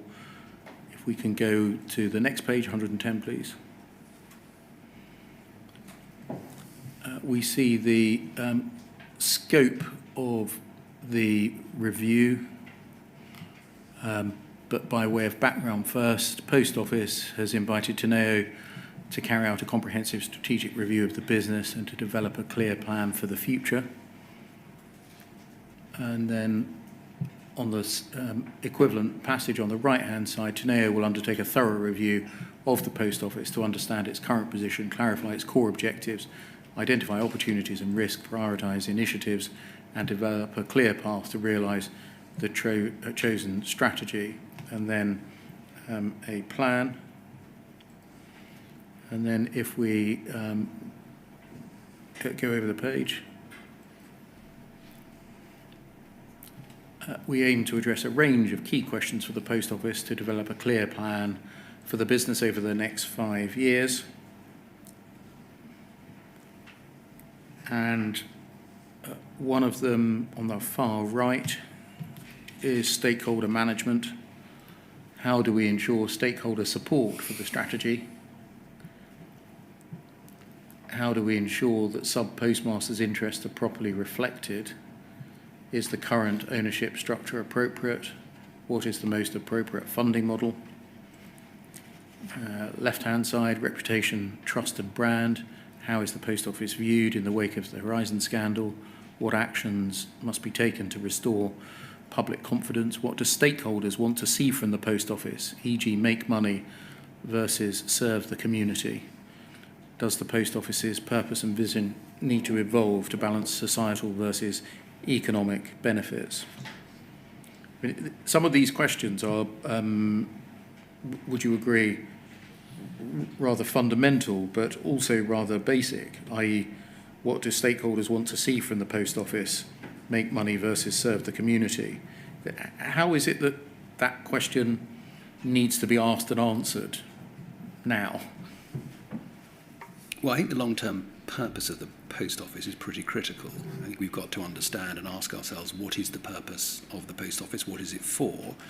And alongside that will go questions of ownership in terms of where does it sit. So is it being designed as a commercial entity that is competing in markets with the banks, with financial services businesses, with large logistics players, with other retailers? Or is it there to fulfill a particular social purpose for the isolated, for the elderly, for government services in terms of providing some form of government service around benefits and the like? I think it's a pretty fundamental question that the government needs to ask, and with that, I think, and from that flow, many of the issues that are on this single slide. My recollection was that this was Teneo's first engagement with the board, and this was their sort of first initial start of a 10. Things have evolved since then from a scope perspective in terms of how they go about doing that piece of work. And why has it taken 5 years since the judgments of the High Court for the Post Office to consider these most basic of propositions, given the scrutiny given over to the Post Office in those judgments? I don't think that's necessarily how I would characterise it. We conducted, when I first started at the Post Office, which I say in my evidence, a not dissimilar review to this particular one with McKinsey, which looked at the purpose and looked at the strategy and looked at the vision of the Post Office. Clearly, in the following 5 years, an enormous amount has changed, not just consumer behaviour as a consequence of COVID, not just some of the issues associated with the cost of living crisis, but also the revelations of some of the practices that we have been uncovering in the inquiry. And so I think, strategy is always dynamic. There are always things occurring. I think probably the last 5 years in the Post Office's history have been more dynamic than any other time that in recent memory. And I think that's something that needs to be built into the particular strategic review that has been triggered by the arrival of the new chair. I think it also needs to be brought to, there is a natural time frame for this exercise. First and foremost, the inquiry will come up with its set of recommendations following the 4 years that it's been engaged looking at what is going on in Post Office. There is a new administration in terms of the Labour government, and therefore there'll be a shift and change in its perspective on what the future of the Post Office may look like. And at the same time, we are producing our own internal strategic review. And I think bringing together of all of these elements, it's a very natural time for the organisation to take stock and to, I hope, find real clarity about the purpose, the vision, and the long-term strategy for the Post Office. In the meantime, how can sub-postmasters and their small to medium businesses possibly make plans when the Post Office itself and the government are asking such fundamental questions as these, looking around for ideas and answers? I think it's a very reasonable question in the sense that this will have been an extremely difficult time for postmasters and for post offices more broadly, not just because of the changing shape of the macro conditions in which they operate, which you've just described, but also as a consequence of the fact that we need to get much, much clearer on what the long-term future looks like. When I go into branches and have done over the last 6 to 8 months, the questions that postmasters put to me most explicitly are around what are we doing for remuneration? What are we doing by way of innovation in terms of what other products and services can we sell and can we deliver from our post offices? But then the sort of third and fourth question are, what is happening to the brand as a consequence of this scandal? And more importantly, what is happening to my long-term investment in a post office? And I'd say they were the 4 top questions that are asked of me when I go into post offices today. I hope that we can answer those in the next few weeks as we go through the strategic review. I think that is going to be a really very important part of providing confidence to postmasters about the long-term direction of the business. Will we answer all the questions? I doubt it, but I think we will be able to give people much greater clarity on what the next 5 to 10 years looks like, and I hope that from a governmental point of view we can look at the funding model to make sure that it is reflective of a 5 to 10 year strategy rather than a 1 to 2 year tactical engagement. Put bluntly, who would buy a post office branch under these conditions? Strangely, now you say it, we don't see the level of churn that you would expect. Had you asked that question to both Saf and Elliot 2 weeks ago, you would have found that they are both looking for additional post offices. There is, and there are, a number of individuals who are keen to buy post offices. So I think, I don't think it's quite as stark as you are perhaps suggesting. As I say, there are entrepreneurial postmasters who are still keen to run a post office, and I think people should take confidence in that.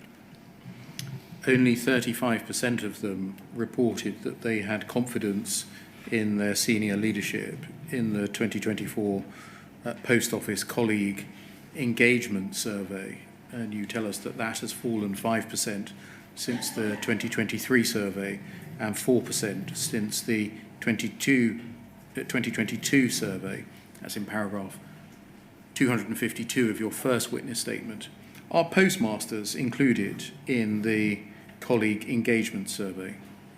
We do a dedicated survey for postmasters, which is a postmaster survey, and we do an internal survey for those people who are obviously... So the survey that I'm talking about, the colleague engagement survey, that's for post office employees? That's for the employees, correct. Given the initiatives that you've told us about throughout your 4 witness statements, why is it that the confidence in senior leadership within the post office is falling? I think there are a number of reasons for that. I don't think it'll come as a great surprise that the survey itself was conducted, I think, in February and March at the time of Henry's departure from the business and the enormous focus that was provided by that in terms of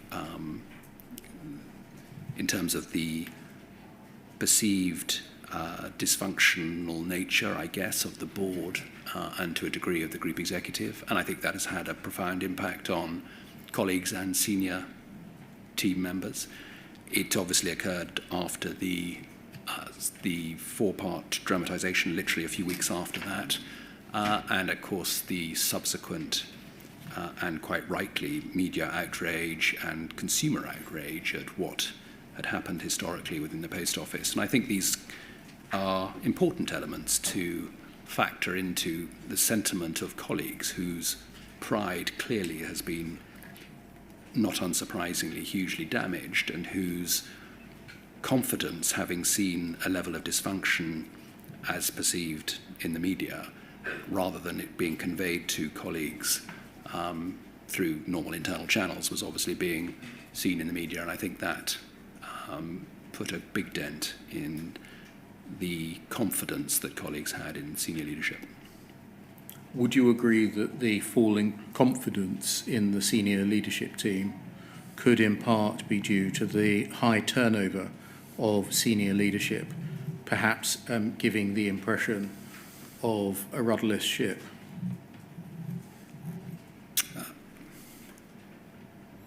In part, I think high turnover has been a feature of the Post Office for many, many years. It's a difficult place to work. It's a difficult place to achieve success. And I think at the moment it's probably at its most difficult, given the overarching implication of the scandal as well. So, yes, I think that's certainly something that is a major factor, and as I mentioned before, the lunch break, the importance of stability at a board and group executive level, and the importance of stability and confidence in the individuals who are occupying those roles is paramount to the long-term success of the business, and that's something that I think is needed urgently. Do you think it could in part be due to the revelation of a scandal upon a scandal, being the awarding of bonuses to senior Post Office leadership in relation, in particular, to an inquiry-based metric?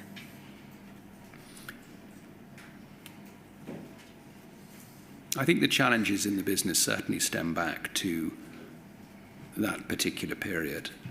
There's no question that the transformation incentive scheme and the bonus metric associated with it, and the perception that the organisation was blind or deaf to what was occurring within the scandal, certainly will have dented people's confidence, for sure. Would you agree that the dent or diminution in senior leadership's confidence could in part be due to the allegations of bullying and sexism made against individuals in senior leadership positions, including, in fact, yourself and Mr. Staunton?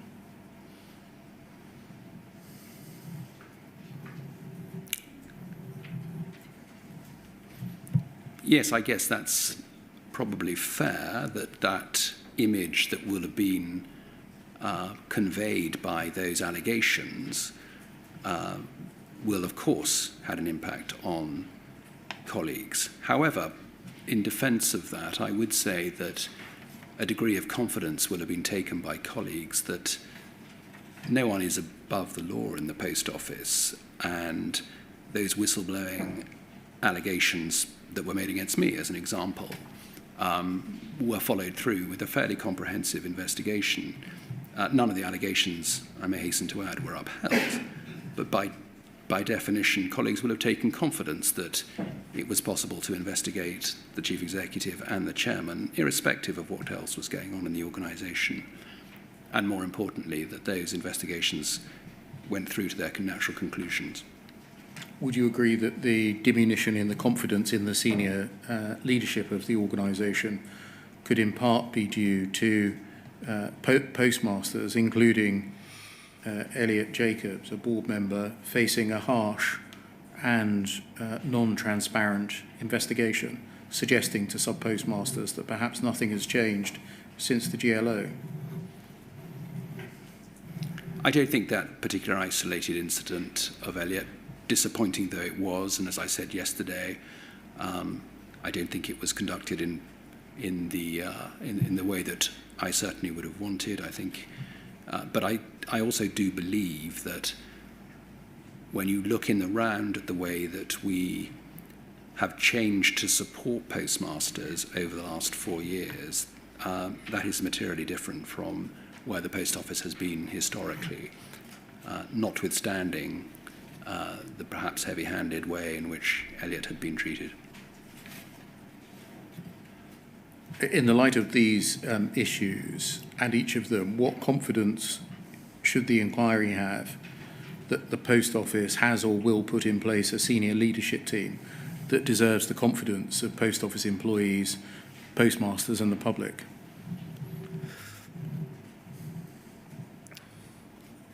I think the energy and enthusiasm and drive of the new chair should give the inquiry great confidence that Nigel will ensure that A, the strategic review is conducted in the right way, B, that the board and its colleagues will be aligned behind that strategic review, and that subsequently we will have a strategic executive group and senior leadership team that will support what we're trying to do. So I feel confident that that will happen. I think we have a number of capable and very capable executives who have joined the business reasonably recently. And I think the board as well is, and I mentioned it before, sort of 6 months ago, the need for sort of stabilization. I think Nigel has brought that to the organization and to the board. So, yes, I do have confidence that the wheels are in motion to ensure that the business can come through this very, very difficult period and emerge stronger. In your first witness statement, paragraph 214, perhaps you better have it up on the screen, WITN 0076 0100.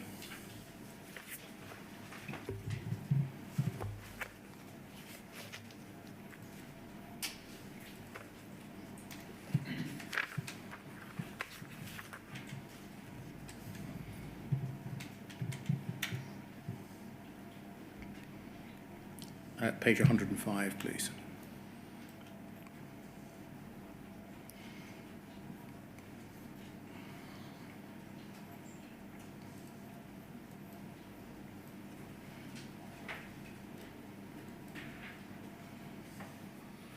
So, paragraph 214, you tell us that in April 2021, Post Office launched a behavioural framework called Ways of Working, WOW, to replace the Post Office's previous values and strategic pillars of care, challenge and commit.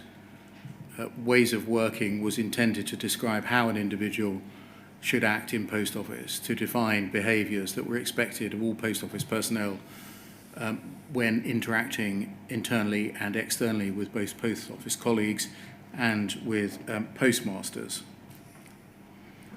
And you tell us in paragraph 220,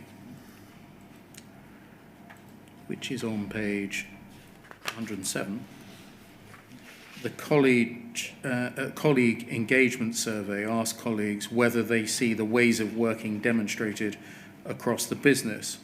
In 2021, this was 41%, 2022, 50%, in 23, 58%, and in 24, 53%. Colleagues were also asked to indicate their agreement to the following statement: where I work, people are held accountable for their performance and behaviours. In 2022, 38% agreed, 23, 59%, and in 24, 63%. Are postmasters included in this survey? No, not in this survey. as they're not included, how can the Post Office measure whether the ways of working are being demonstrated in interactions with sub-postmasters? We have a separate postmaster survey, which gives the opportunity for all postmasters to take part. That happens at a very similar time, and we also then do a pulse survey every 6 months with postmasters just to check on whether or not we are making progress on the commitments that we made following that survey. I think it's quite important just to touch on the postmaster survey. It is conducted usually in February and March with results in April, and that tends to provide me with the opportunity to speak to the postmasters at our annual postmaster conference, where we will share the results of the survey itself. We will post those results onto Branch Hub and by email to all postmasters, and we'll then have a series of workshops which postmasters are invited to and they can take part in if they want to, which allows us to work through the results themselves so that postmasters can bring to life for the team what it is that is being said and interpret the surveys themselves so that we can then build an action plan.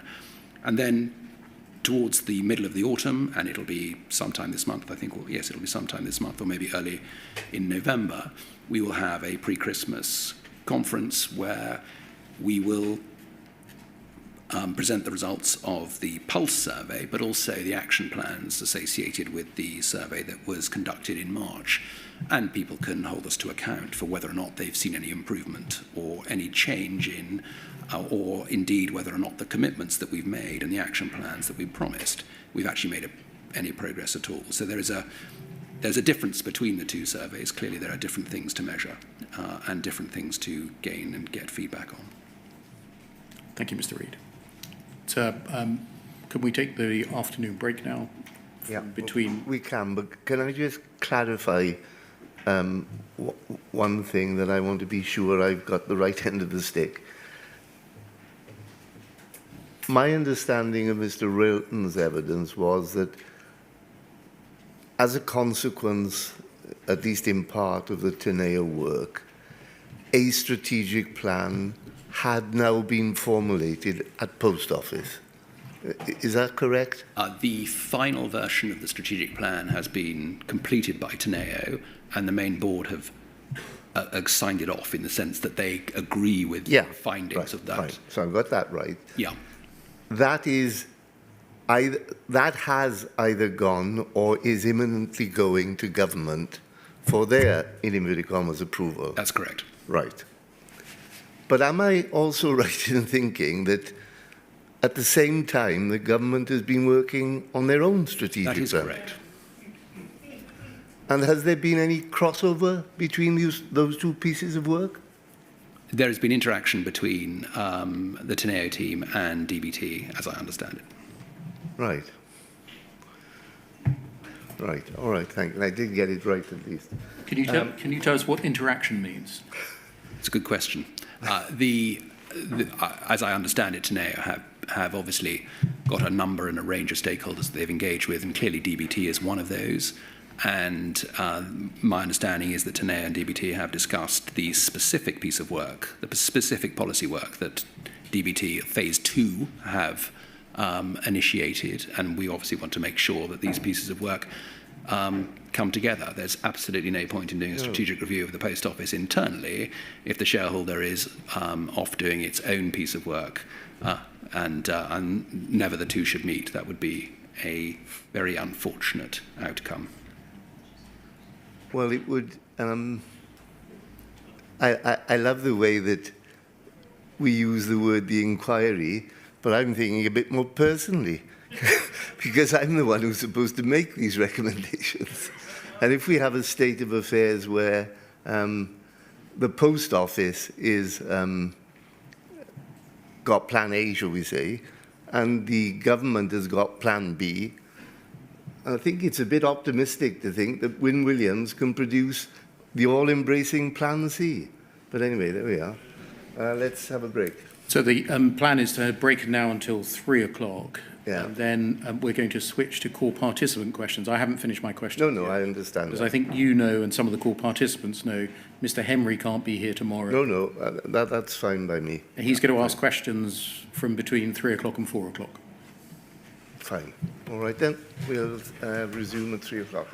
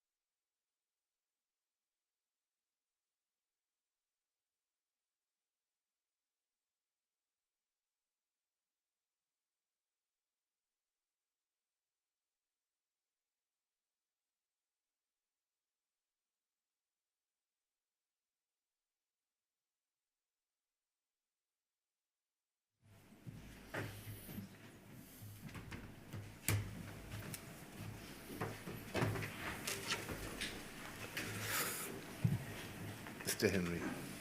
Thank you, sir. Good afternoon, Mr. Good afternoon. Together with Miss Page, I represent a small cohort of broken people who are yearning for justice, hoping against bitter disappointment that they can move on and find some resolution. And I'm sure you understand that. I do. And you would accept, would you not, that the wrongful prosecution of the sub-postmasters is an atrocious chapter in the Post Office's history? Unquestionably. And convictions were procured, it seems, on a fraudulent basis, material non-disclosure. That's correct.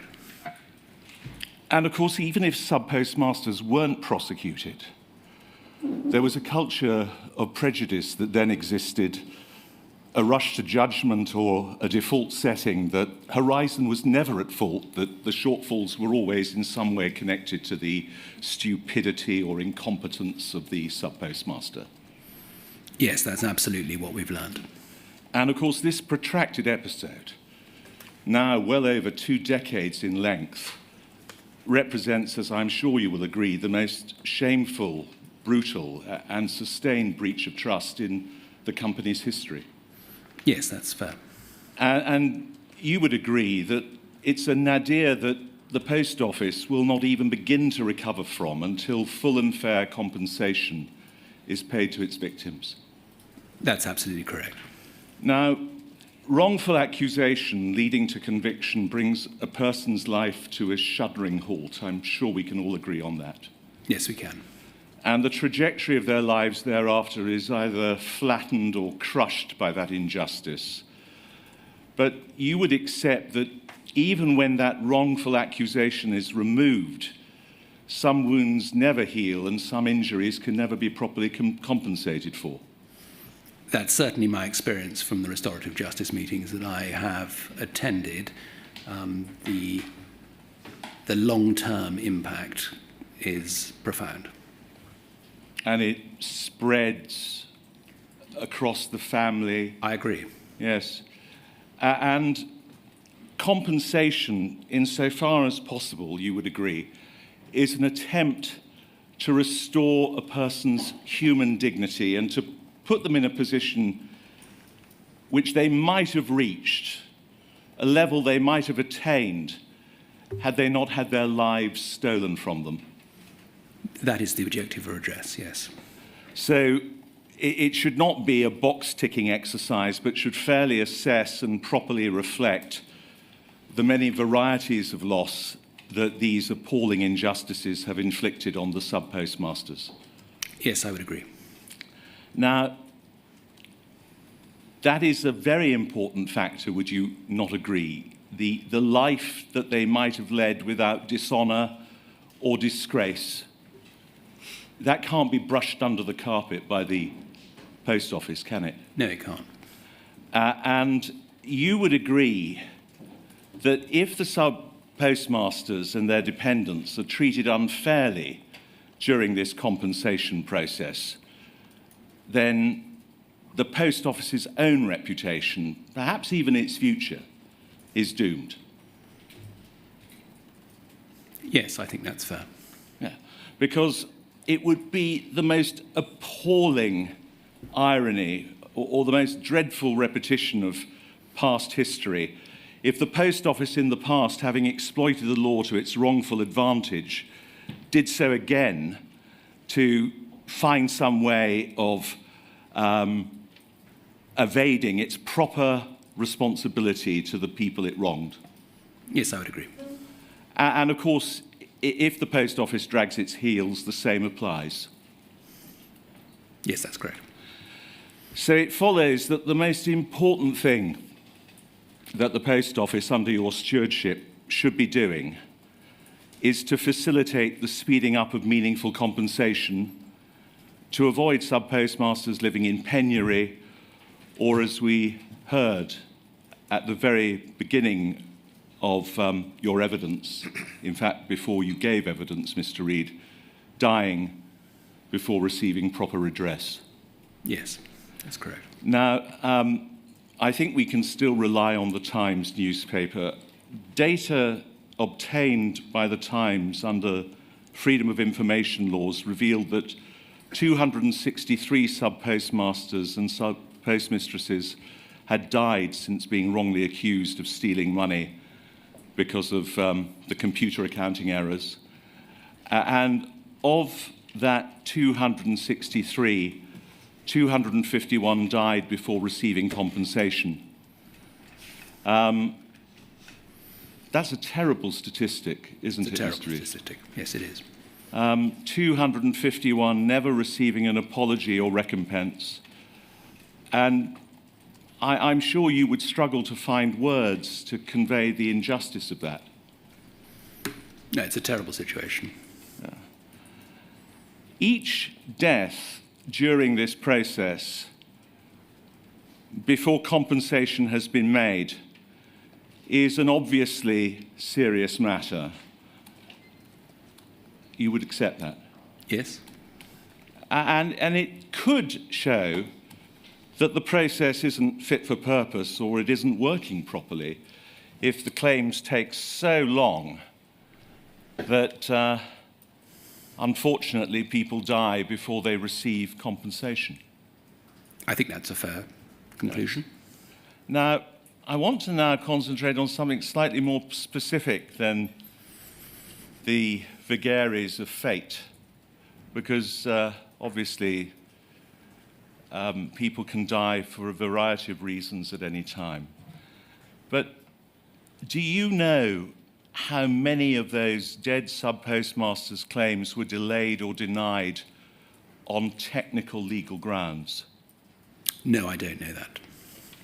Has the Post Office made any study of why the process is so slow and whether its lawyers are to some extent responsible for the delays? I don't think I would call it a study, but we are acutely conscious, as you'll have seen over the last 2 days, and particularly the compensation meetings that I've had with the government and with the minister. We spend a lot of time trying to work out how do we improve and speed up the process. That is a constant point of conversation with myself and the minister and others. But returning to the issue I was raising, it would be a terrible thing if claims were being derailed by clever legal points, which right-thinking people might even regard as chicanery. Yes, it would be. Would it ever be right, in your view, to reject a claim on a technicality? To reject an entire claim on a technicality, that would seem the wrong thing to do. My understanding is that we have learnt lessons in that particular respect, and we now, where there are disputes or where there are issues associated with technical reasons, we have got ourselves to a position where we pay interim payments and we try and work out how we resolve those particular disputes. That's my understanding of how we've evolved. To reject an entire claim on a technicality would be, in your view, would it be fair to say unconscionable? It would certainly seem a strange approach, and I don't believe that we are doing that now. It may well have been the case, and we've learnt and we've listened and we've moved on, but I didn't believe that was the case now. As I said before, I think we've got ourselves to a position where we have, and if we are in a dispute, whether that's in the HSS scheme or the OC scheme, we do pay interim payments up to that particular level, and then we have a debate about and a discussion about how we can come to a conclusion. That is my understanding. I see. Now, I wonder, and there are so many cases, but I'm going to take you to the case of Mr. Sivabramanian Jayakanthan, and you may not have heard of him, but he was a sub-postmaster in Putney. He was audited, interviewed and suspended on the 4th of March 2005. His post office was peremptorily shut down that very same day, before a full investigation had taken place, the 4th of March 2005, and later that night he hanged himself. And his wife, Gary, found his lifeless body in the loft. And his fate earlier that day was probably the same as described by Mr. Justice Fraser in the Common Issues judgment at paragraph 886. And I quote, "Suspended sub-postmasters are not only entirely excluded from the post office part of their premises, they appear to be excluded in some cases from the entire premises and also are completely denied access to any information or records." Now, no wrongdoing was ever established against that man, and although this shortfall was on the automatic telling machine or cash point, it was reported through Horizon. In November 2023, 3 years after she made her application to the Horizon shortfall scheme, Gary Jayakanthan's application was rejected. I'm just going to tell you what the two stated reasons for that rejection was, Mr. Reid. The first was that the company that her husband had used so many years before to contract with the post office had been dissolved. And the second reason was that the loss was not a Horizon shortfall because it had arisen through use of the ATM, even though the data in question was and had been processed via Horizon. That can't be right, can it, Mr. Reid, to do that to that woman? That doesn't sound right, Mr. Henry. I would agree with you. I'm not familiar with this case, as you rightly point out. I don't specifically get into individual cases. However, as you quite rightly say, the principle seems peculiar, given that Horizon was clearly involved in the ATM processing. And the people representing you, and I don't mean that personally, I'm talking about the institution, but they would have known that at the time of the tragedy, she was the mother of 2 young children, infants under the age of 5, whom she had to raise thereafter on her own, having suffered years of financial hardship and insecurity because she lost her livelihood as well as her husband. So you outright reject. It could never be acceptable for the post office's lawyers to take a technical point like that, blocking her path to closure and compensation.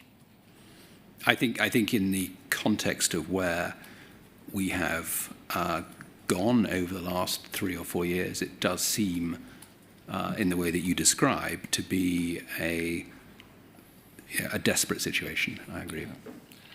Now, leaving aside the issue of the 3-year delay, I want to now deal with the, very, very briefly, because we're going to touch on it a little bit later, the inception of the schemes. And I accept, of course, that you were very, very recently in post, and so therefore you were very much dependent upon people to advise you. But there isn't any question, is there, of extremely tight, restrictive eligibility criteria being used to deter claims? Narrow, legalistic criteria to reject claims and claimants. You would reject that? As an accusation against the organisation? The HSS scheme, for example, take that as the focus. Whether there were narrow legalistic criteria to reject claims and claimants, I mean, you would be shocked if that were the case, would you not? Well, my understanding is that the bar for entry into the HSS scheme was as low as it could be. It was certainly lower than any legal metrics, so we were trying to encourage people to come forward. So, yes, I would suggest that wasn't how it was set up or designed to be. Now, the implications of the scheme and the errors that we have made subsequently, I would, and I'm sure we'll discuss them a little later, but certainly the principle of establishing the scheme was to ensure that we gave fair redress. Right. Now, there's another dimension that I want to address and that's whether the compensation sums being offered are adequate. That, of course, would depend on many variables which you would not be necessarily familiar with in each individual case. But as a general principle, would you agree that the misconduct of the Post Office causing and prolonging the suffering of the sub-postmasters over many years, that would be a relevant factor? Yes, I would. So if the Post Office deliberately delayed, denied or obstructed appellate rights, it should pay more, shouldn't it? Yes, that would make sense. And because, of course, it would thereby be wrongly prolonging the suffering of its victims, and so therefore the damages should go up, or the compensation award should go up. Do you agree? Yes, if suffering has been extended unnecessarily, I think that's a fair assumption. Now, given your research and the evidence that has been given to this inquiry, I'm sure you're driven to accept that the Post Office over many years strove to delay the revelation of exculpatory material that would have enabled criminal appeals to have been brought swiftly. I think we've certainly heard that, and we can agree that that has been the case. Yes. I mean, no need to go over old ground, but it is important to note the non-disclosure of the Clark advice from 2013 to 2020 concerning Mr. Gareth Jenkins. I mean, Mrs. Misra could have brought an appeal in 2013 or 2014 had that not been suppressed. You agree? Yes. Yeah. And Mr. Butoy, Mr. Maloney's client, but I have permission to mention Mr. Butoy, a Legacy Horizon case from 2007. He went to prison in 2008 for 39 months. His appeal was rejected in 2018, and the Court of Appeal Criminal Division had the Horizon mantra put before it, and the Horizon mantra, I mean no disrespect, Mr. Reid, but it's no evidence that the Horizon system was shown to be unreliable or open to errors. Whilst, as with any computer system, errors from time to time may crop up, Horizon is largely reliable. The proportion of alleged and detected defects related to the Post Office branch accounting is minuscule in comparison with the overall operation of the system, used in 11,600 post offices and multiple in-branch users daily to provide financial services and counter-operations on a national scale. So his appeal was rejected in 2018, but he was cleared in April 2021 as part of the Hamilton judgment. Now, I think with a degree of understatement that it's fair to say, is it not, Mr. Reid, that the Court of Appeal in 2018 didn't get the full picture, did they? It sounds like that was the case. Yeah. I mean, without pulling any punches, they were misled, because the truth about Legacy Horizon, as was held by Mr. Justice Fraser, was very different from that which was put before the Court of Appeal. Yes. Yeah. And so that mantra was a slogan to finesse what very senior management by then in 2018 ought well to have known, that Horizon, leaving aside its commercial application, was wholly unreliable and unfit for forensic purpose. In other words, to bring a case in court to deprive a person of their liberty. You would agree with that? Yes, I would. Right. So, given this history of obviously meritorious appeals being delayed and the appeal procedure being unnecessarily prolonged, you would accept, and in fact you are very candid about this in your witness statements, that the board, the senior executive team, historically the institution, prioritised its commercial and reputational interests as opposed to doing justice to the sub-postmasters? I said there was very definitely a focus on profitability and commercial sustainability rather than on the well-being and the development of the postmaster contract. Absolutely, I did, yes. Now, again, just dealing with the mindset and accepting the fact that you were only just in post, the Post Office was even being advised in 2019 that the Criminal Cases Review Commission might never make a referral. To use a colloquialism, and these aren't the words used by the learned counsel who was advising the Post Office, but the CCRC might blink. Would you accept that, given what this inquiry has established, the Post Office ought to have been banging on the door of the CCRC, the DPP and the CPS saying, you've got to refer these cases, they're unsafe? When are we describing it? Do you mean in 2018, or do you mean... I'm talking subsequent? about as soon as it came to pass that there were serious problems with Horizon, and certainly by 2019, after the receipt of the Horizon issues judgment, the Post Office ought to have been banging on the door of the CCRC saying, you've got to refer these cases. Yes, I can see where you're coming from. You agree? Yes, I can see that. But you were being advised by your General Counsel, and it's paragraph 23, page 12 of your third witness statement, words to the effect, don't dig into the past. Yes, the guidance that I received at that stage was that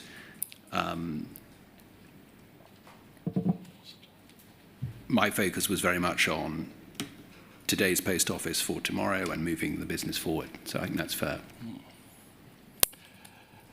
And you know Santayana's famous dictum, those who do not learn the errors of the past are condemned to repeat them. Yes, I didn't specifically know that, but I understand where you're getting at.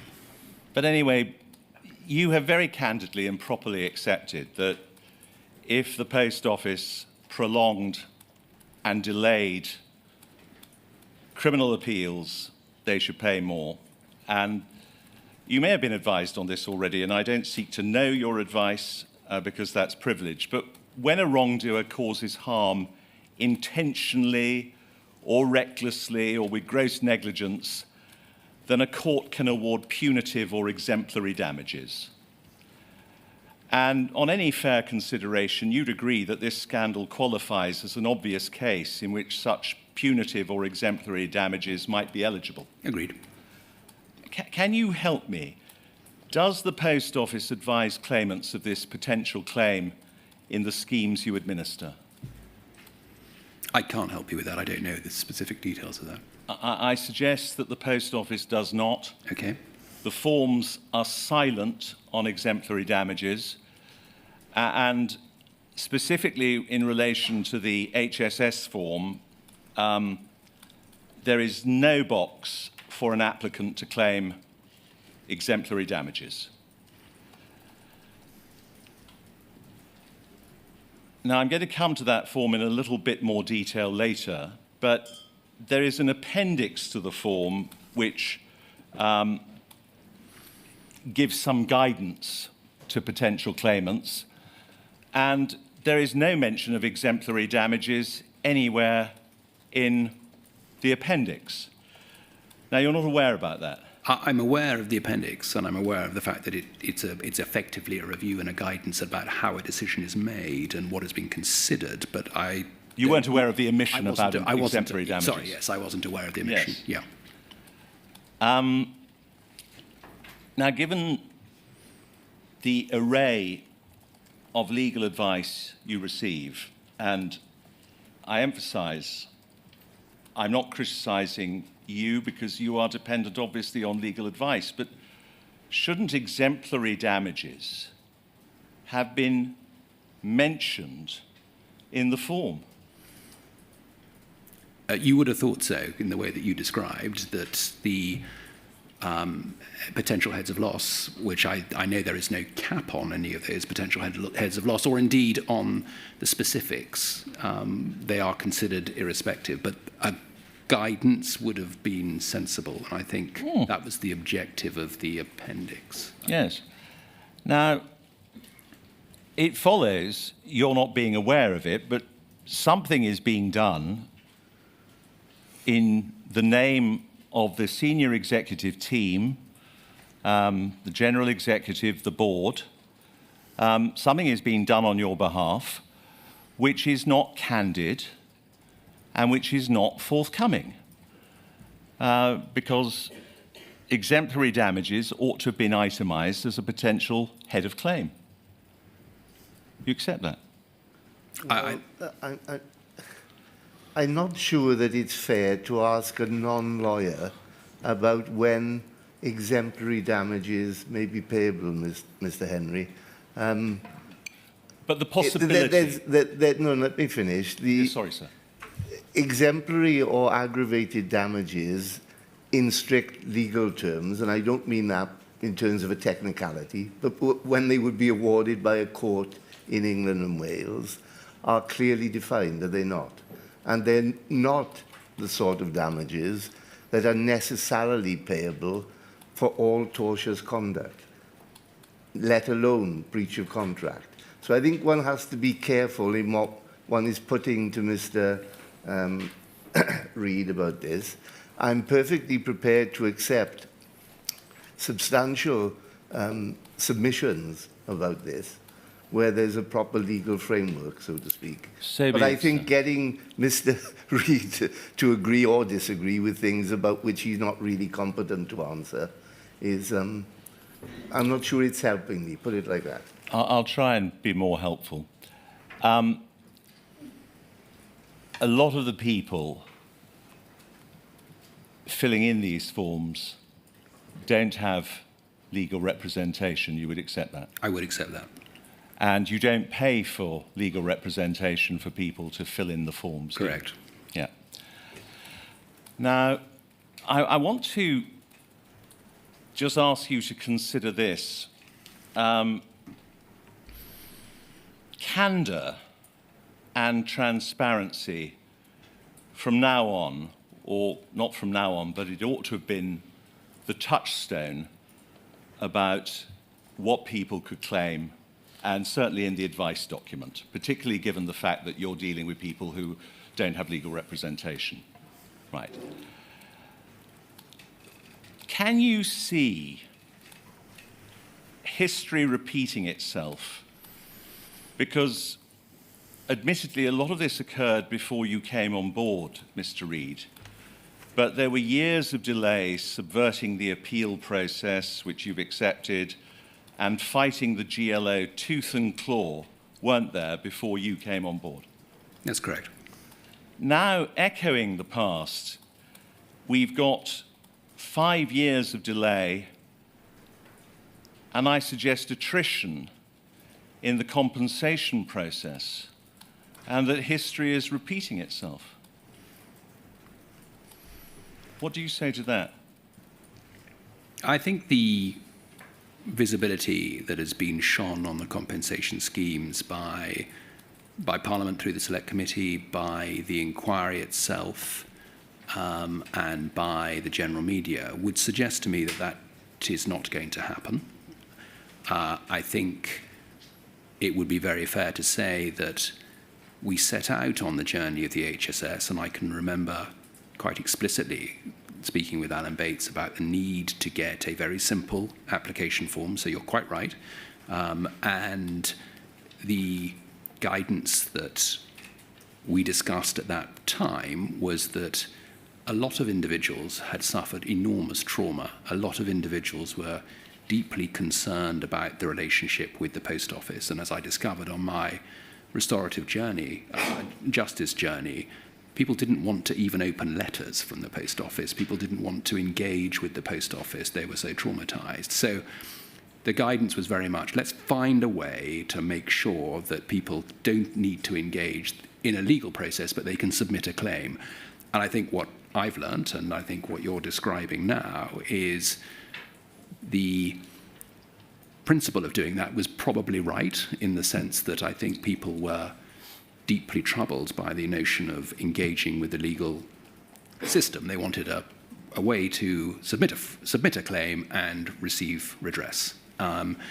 And we didn't get there for a multitude of reasons. Perhaps we may discuss those later, but we didn't get there. And I think that is of some regret from my perspective, that's for sure.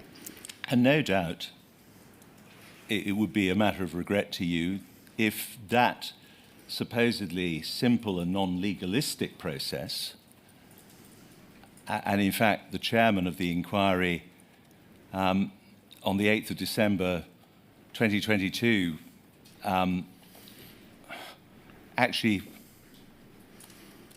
was concentrating on that it should be a non-legalistic process. You would be deeply concerned, wouldn't you, if it was mutating into a legalistic or adversarial process?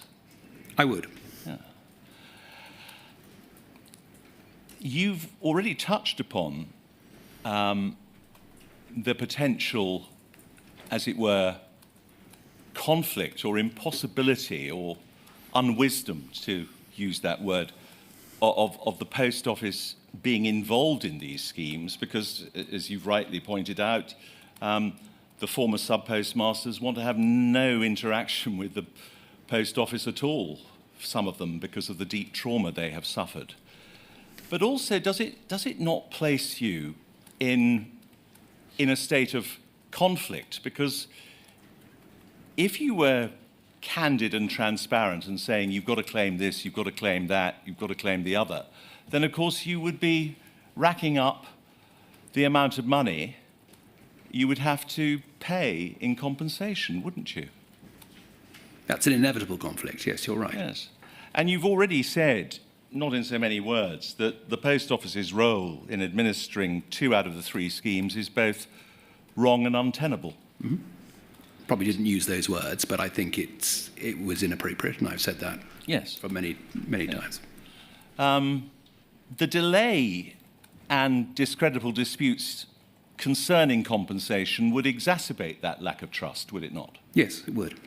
And it would continue to poison the relationship that exists with the victims and further besmirch the character of the Post Office.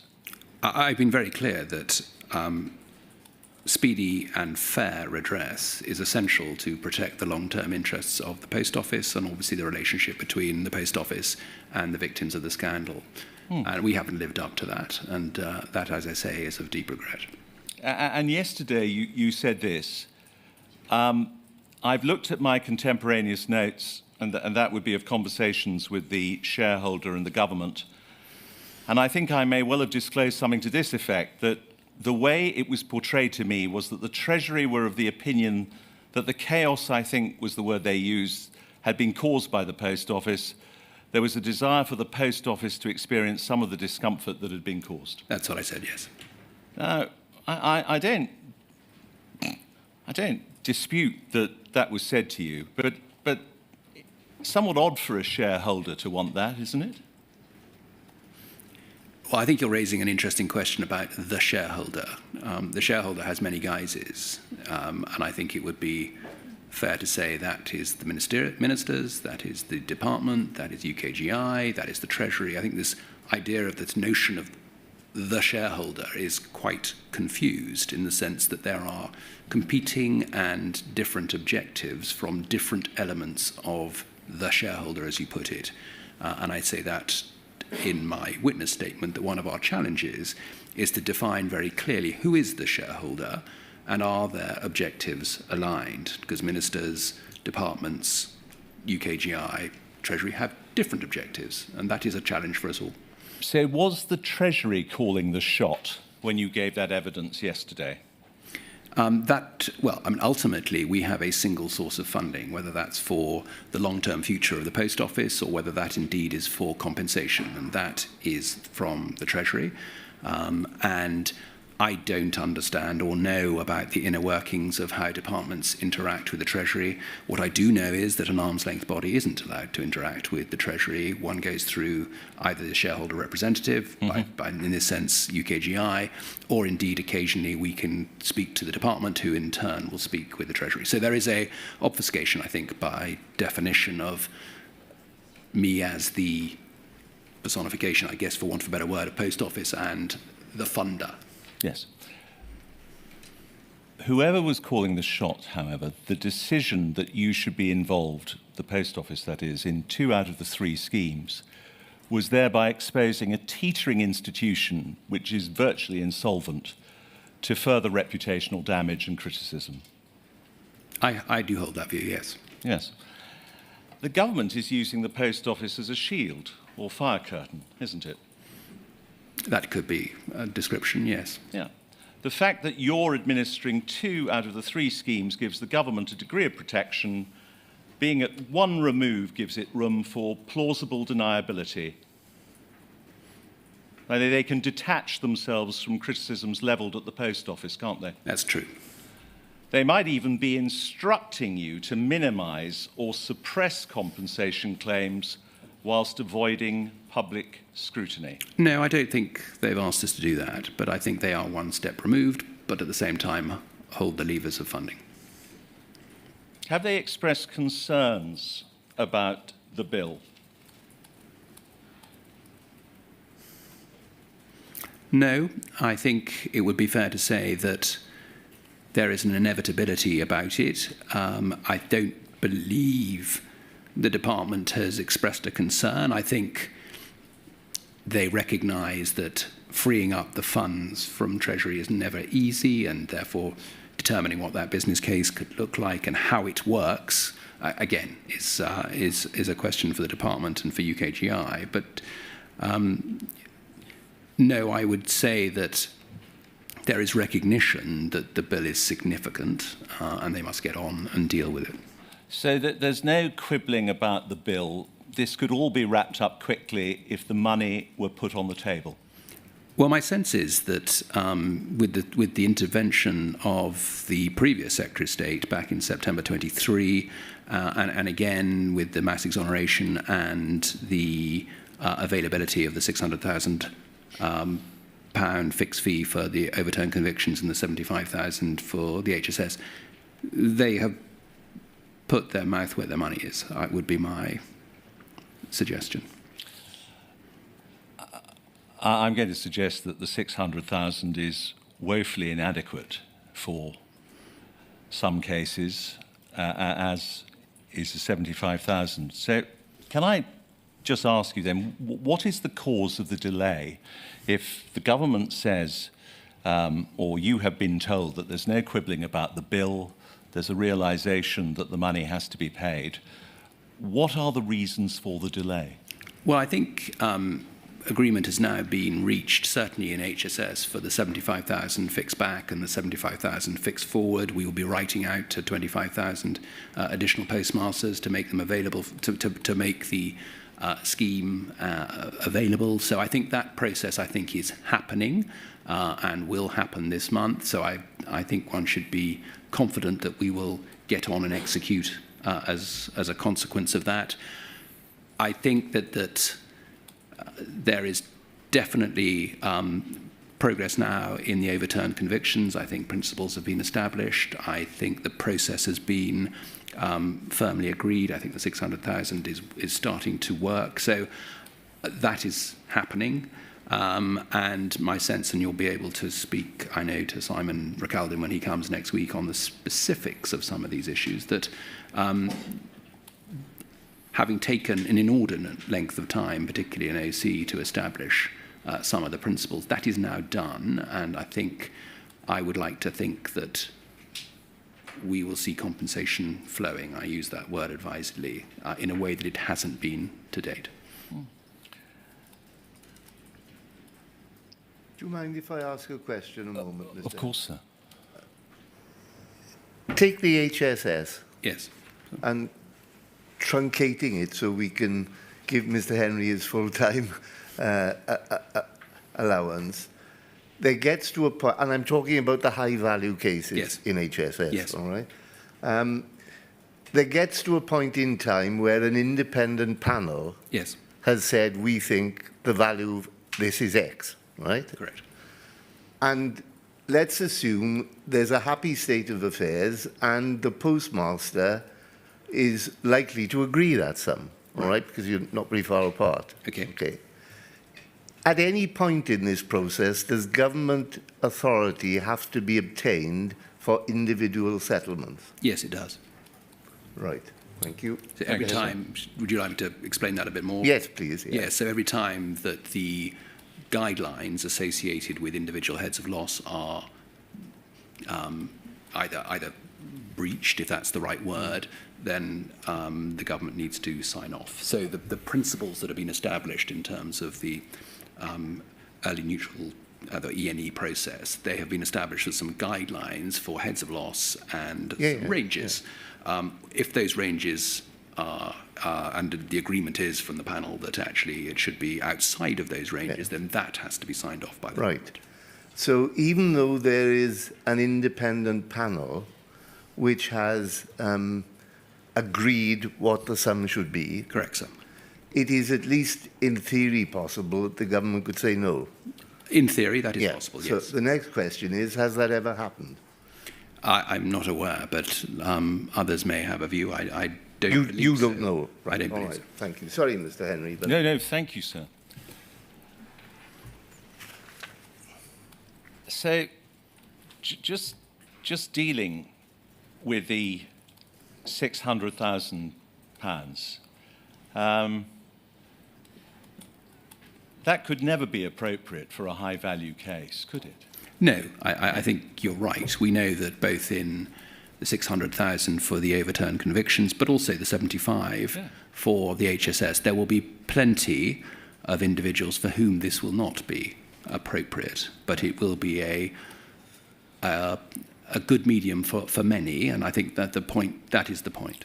What do you say to Mrs. Blakey's widower, who stated that he had to accept the £600,000 because he was worn out and that he didn't have the energy to fight on because it had been so drawn out and so painful that he just decided, I just have to accept the £600,000? I think that's desperately sad, and my understanding was that the interim payment would cover that specific cost, and if there was a need to go above and beyond 600, then that would be possible. So I'm sad that he felt unable to continue with that process. That's not what the process was designed to do. We were keen to ensure that people got closure, which by definition means there will be many who will want to go above and beyond 600,000, and we would want them to be in a position where they can come to a point of closure with the Post Office and with the government. So you reject any suggestion that the government has been tight with the purse strings? No, I don't believe it's been tight with the purse strings. I think the process is overly bureaucratic. I would fully acknowledge that. I think the establishment of principles as an example, the establishment of principles in HSS when it was first set up took an inordinate length of time. There are many examples, I think, where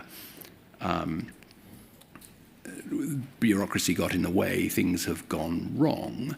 I don't think that is necessarily borne out by people being malicious in any way. I just think that is a poor process rather than it being anything more than that. And I know there will be people in this room who have had dealings with the Post Office, and I'm sure they've been deeply frustrated by it. But it's not because the purse strings are being closed tight. You've talked about bureaucracy, and you've said I don't think it's about anybody being malicious. But what about malicious is a very strong word. But what about old-fashioned attitudes? Has the delay been caused because of the Post Office's historic dyed-in-the-wool prejudice against sub-postmasters? No, I don't believe that. I don't believe that. I think that would be an unfair conclusion to jump to. I think it genuinely is a case of old-fashioned bureaucracy, if that's a different way to put it. You say it's unfair, but you can understand the concern, surely. Of course. Typified, I regret to say, by your letter to the Lord Chancellor, which might have caused people enormous concern, that letter to the Lord Chancellor, which was reflective of an old-fashioned view, I suggest, Mr. Reid. No, I don't believe that. I can see why people will have been frustrated by it. We had an obligation, I believe, to alert the Lord Chancellor to the work that we'd done, and I think we worked quite extensively with the advisory board, trying to work out and trying to understand how do we get more people to come forward, which is exactly what we tried to do. And you can see, I think there are minutes from the advisory board meeting that articulate that challenge.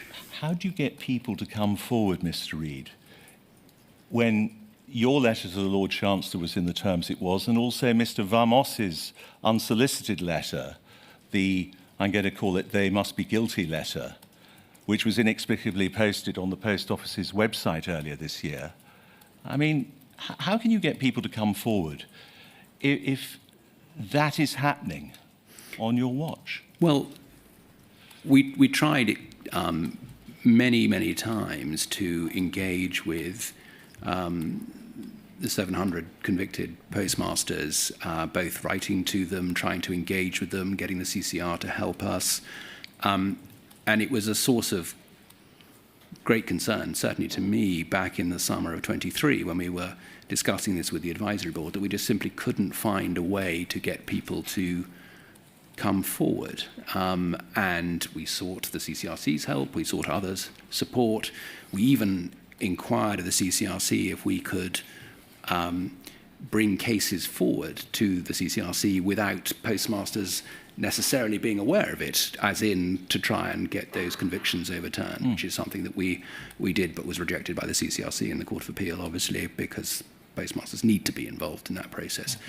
So it was and remains a clear frustration and a clear recognition, I think, that the Post Office role in this particular process of remediation and of redress, first and foremost is the wrong one, and we shouldn't be involved in that process. Yes. Now, earlier on, you've denied that there is or was a deliberate policy of delay and deterrence based on the design of the forms. But I want to deal with this perplexing question of trying to get people to come forward. Have you heard of complaints about the complexities of the compensation process and the forms itself from sub-postmasters? Yes, we have. And have you heard, apart from what I've just mentioned about Mrs. Blakey's husband, have you heard of sub-postmasters settling for less because they didn't have the energy or the means to pursue their just entitlements? No, I haven't, until you've mentioned that example. So you haven't heard about sub-postmasters who sell themselves cheap, deterred by red tape, or intimidated by the process?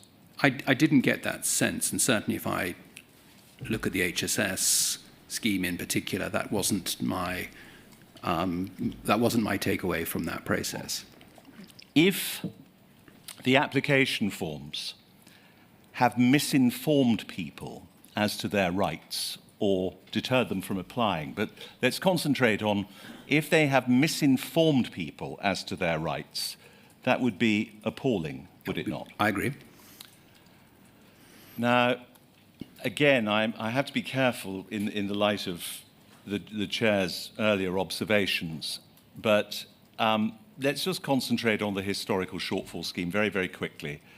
It's supposed to compensate sub-postmasters who were not actually convicted of theft, but were accused of theft. That's correct. They lost their jobs.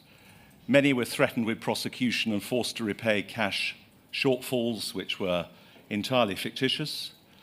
And all of that, the stress, the suffering, the damage to their reputation, that should be compensated for, should it not? That's correct. And you know from the evidence that we have heard about sub-postmasters being called thieves, spat at or shunned in their community, even in one case being attacked, all because of that false accusation. Yes, I'm aware of that. And you know also, of course, about the fact that some of them had to move house because they had become pariahs in their locality? Yes, I've sadly met many. Now, as of June 2023, there had been about 2,500 HSS claims settled, and the average settlement payment was only £32,000. Does that strike you as being rather low? I think there's a very long, I was going to say tail is the wrong word, but there's a long, well, let me put it another way. I think where fatalities or bankruptcies or others, there is obviously a smaller number of those, but there are a lot of very low claims, which I suspect is why the overall average is what you're suggesting. My point, I guess, is that where they are more complex and where they are involving bankruptcy or fatality or anything of that nature, or indeed bigger claims, they're larger. So I'm not sure the average necessarily paints the picture that... Well, anyway, let's return to the form. Would you agree that the form is lengthy, complex, and legalistic? Yes, I would. And I don't know if you're familiar, but you may have been aware of the criticism by Mr. Dan Needle of Tax Policy Associates in respect of it. I'm aware of his criticism, yes. I mean, taking it quickly, the form and appendix, 14 pages in length, but with other supplementary documents, it's over 20 pages of material. And as you've already said, no legal advice, no payment of legal costs for completing the form. You would realize as an institution that you're dealing with a number of unrepresented applicants, correct? Correct. Right. So therefore, you must be assiduously careful to ensure that they're not misled. Yes. Right. And you've accepted the importance of a person's reputation and the stigma of false accusation, haven't you? I have. Right. Mr. Needle, and you're familiar, because you're familiar with what he said, he has stated and suggested that the HSS form is designed to deter claims for damages to reputation. What do you say to that? I mean, he's clearly entitled to his view. I think what we have done as a consequence is that we have reconstructed the application form. So now that if you want to apply in the HSS scheme for 75,000 forward, I think it's now reduced to a mere 20 questions, and we've also recut the application form for those who don't want to apply for 75,000 but may have a more complex claim. So I think we've learnt and listened quite extensively to the Select Committee, to this committee, to the commentary that has been run by postmasters and by others. And I would argue that, well, not argue, I would state that we have made changes to the tax position, we've made changes to the complexity, we've reduced the scheme application form, and we've also spoken at length with DBT about an appeals process, because we are very concerned, for exactly the reason that you've just described, that we may find ourselves in a position where people were disadvantaged. We would say, inadvertently, but if they have been, we clearly need to address that, and that is something that I'm alive to. Now, I won't go into the argument about how the form is misleading, because I believe that would be better for submissions. So I'll move on and ask you to just help me with a document which is POL 001 55397.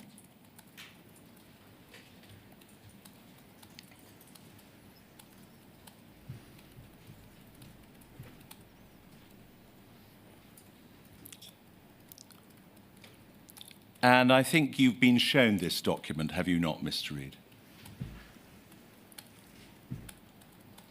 I'm not sure if you could scroll down, I can see. By all means. It was provided to you earlier this week. Can we scroll down just so I can see it? Thank you.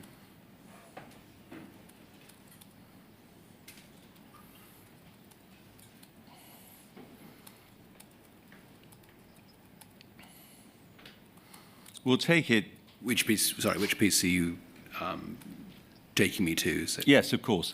Well, if we go to page 1, yeah. it's entitled GLO Post-Settlement GE, that's General Executive? Group Executive. Group yes. Executive, forgive me, paper. And presumably, therefore, you would have seen the paper itself. Yes, I was in the organisation at this time. Yes. Yes. And this is what Mr. Underwood says at page 1. I'm not sure Nick wants me to lead the historical claims work stream, owing to my prior involvement in the complaint and mediation scheme, chairman's inquiry, and the GLO. And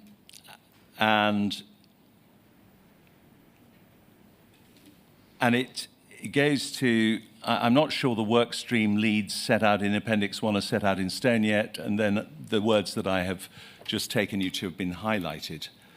Can you help me? Weren't entry fees mooted at one point before access to the HSS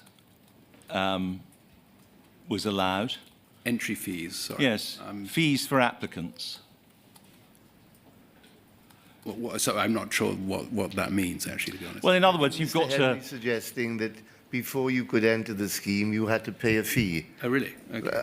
as you do in court in some instances, for that right? example. That's what he's asking you about. Yes, Mr. Henry? I don't recall that being the case. It may well be, but I don't recall that. Could we go to page 2 of 5? And could we scroll up, please? Or maybe down, in fact. I'm sorry, when I say up, I mean down.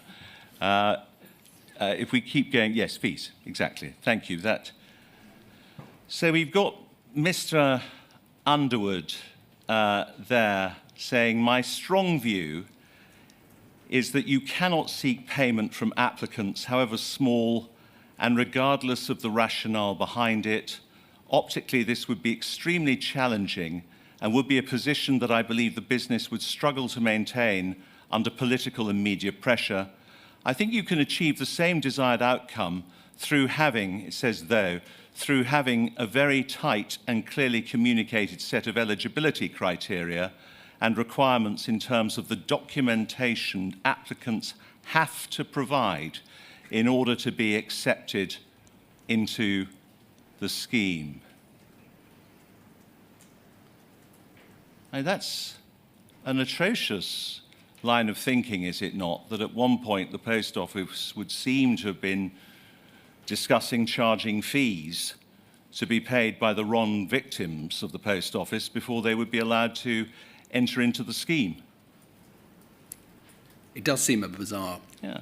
And I suggest, as is clear from what Mr. Underwood was saying, was that the same desired effect, the same outcome, would be strict, very tight, in other words, eligibility criteria, very tight and clearly communicated set of eligibility criteria, and, of course, the documentation sub-postmasters would have to provide before being accepted into the scheme. He suggested this would have the same desired outcome, didn't he? It's clear. It does look as though that's Yes. what's implied. And I suggest that was to restrict access to the scheme and to deter applicants. Isn't it? Possibly. Yes, it's a more subtle and insidious method of doing it, but it makes it difficult for sub-postmasters to apply, to reduce the Post Office's disclosure. I mean, for example, in the forms, they talk about the provision of contemporaneous documents. How are you going to get contemporaneous documents when many years have passed and where the Post Office had seized them and, as in Mr. Lee Castleton's case, never returned them? It's a hurdle, isn't it? Not a low hurdle, but it's actually a high bar. That was the design, wasn't it? It certainly, you could certainly draw that conclusion from this, this paragraph. And I remind you, we've dealt with it very briefly already. Paragraph 886 of the Common Issues Judgment. Suspended SPMs are not only entirely excluded from the Post Office, part of their premises, they appear to be excluded in some cases from entire premises, and also are completely denied access to any information or records. And then Mr. Justice Fraser said this: given the severe effect upon a sub-postmaster of having their appointment terminated, it is not only important, but I would go so far to say crucial, that they're given a reasonable opportunity to meet a case being brought against them by the Post Office.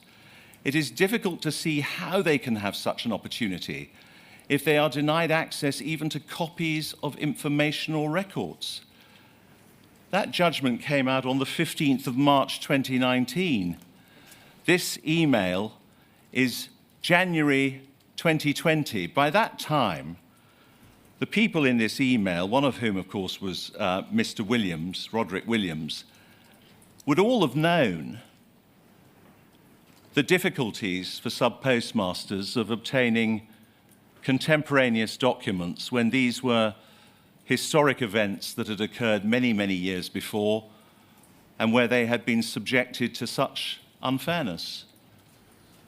Do you agree? Yeah, it's a concerning conclusion, yes. Yeah. You all knew, and I don't mean that pejoratively to you, Mr. Reid, but those advising you all knew when this demand for contemporaneous document was hatched that sub-postmasters would have great difficulty in complying with it. That must be right. That's a disturbing conclusion, yes. Yes. Now, Mr. Reid, I realise you were, to some extent, put in this job to a degree under false pretenses because you had no idea what you were letting yourself in for. But you would agree that you were not the solution you promised to be, despite everything you did. Not the solution I promised to be. What do you mean? Well, the compensation process is not being dealt with fully, fairly, and quickly. That must be right. I think to a degree that's fair. Yes. And it's the same, I suggest, dyed-in-the-wool inability of the Post Office to treat those it destroyed or very nearly destroyed with dignity, respect, and justice. I would like to think we've learned the lessons of this. I think it has been slow and painful for the Post Office to do so. I think culturally we've had to come a long way to do that. But I would argue that those lessons have been learned. I think the changes that we have made, certainly over the last few months, particularly to the schemes, to the approach that we've adopted, to the way that we've engaged with victims, has changed. I would hope that people in the room had identified that, but we're obviously open to feedback accordingly. But I think certainly since the compensation hearings and since the drama at the start of this year and since the Select Committee, I think we've learned those lessons. I think the shareholder has too, and I think there is a great deal more understanding. This process has hugely helped in shining a light on some of the practices of the past. I think we are genuinely open and moving towards a better system. There are proper appeals processes, proper independent panels now working. There is a commitment certainly from the shareholder from a funding perspective, and there is a commitment from the Post Office to get this right. I do believe some of the principles are now in place. I do believe that the process is such that things will start to flow. But I would also acknowledge, and I think you've been very generous in pointing it out today, that mistakes have certainly been made, and I would agree with that. Thank you, Mr. Henry. Thank you, sir. You will know, Mr. Reid, that in each of my progress updates and in my interim report, I drew attention to the oft-repeated phrase, both by Post Office and government, that compensation would be full, fair, and prompt. forget prompt for the moment, can you assure me that it is still the aim of Post Office to provide compensation which is full and fair? I can assure you. Fine, thank you. Then we'll adjourn now until tomorrow morning when you'll resume your questioning. I will, sir. Mr. Beer. Thank you.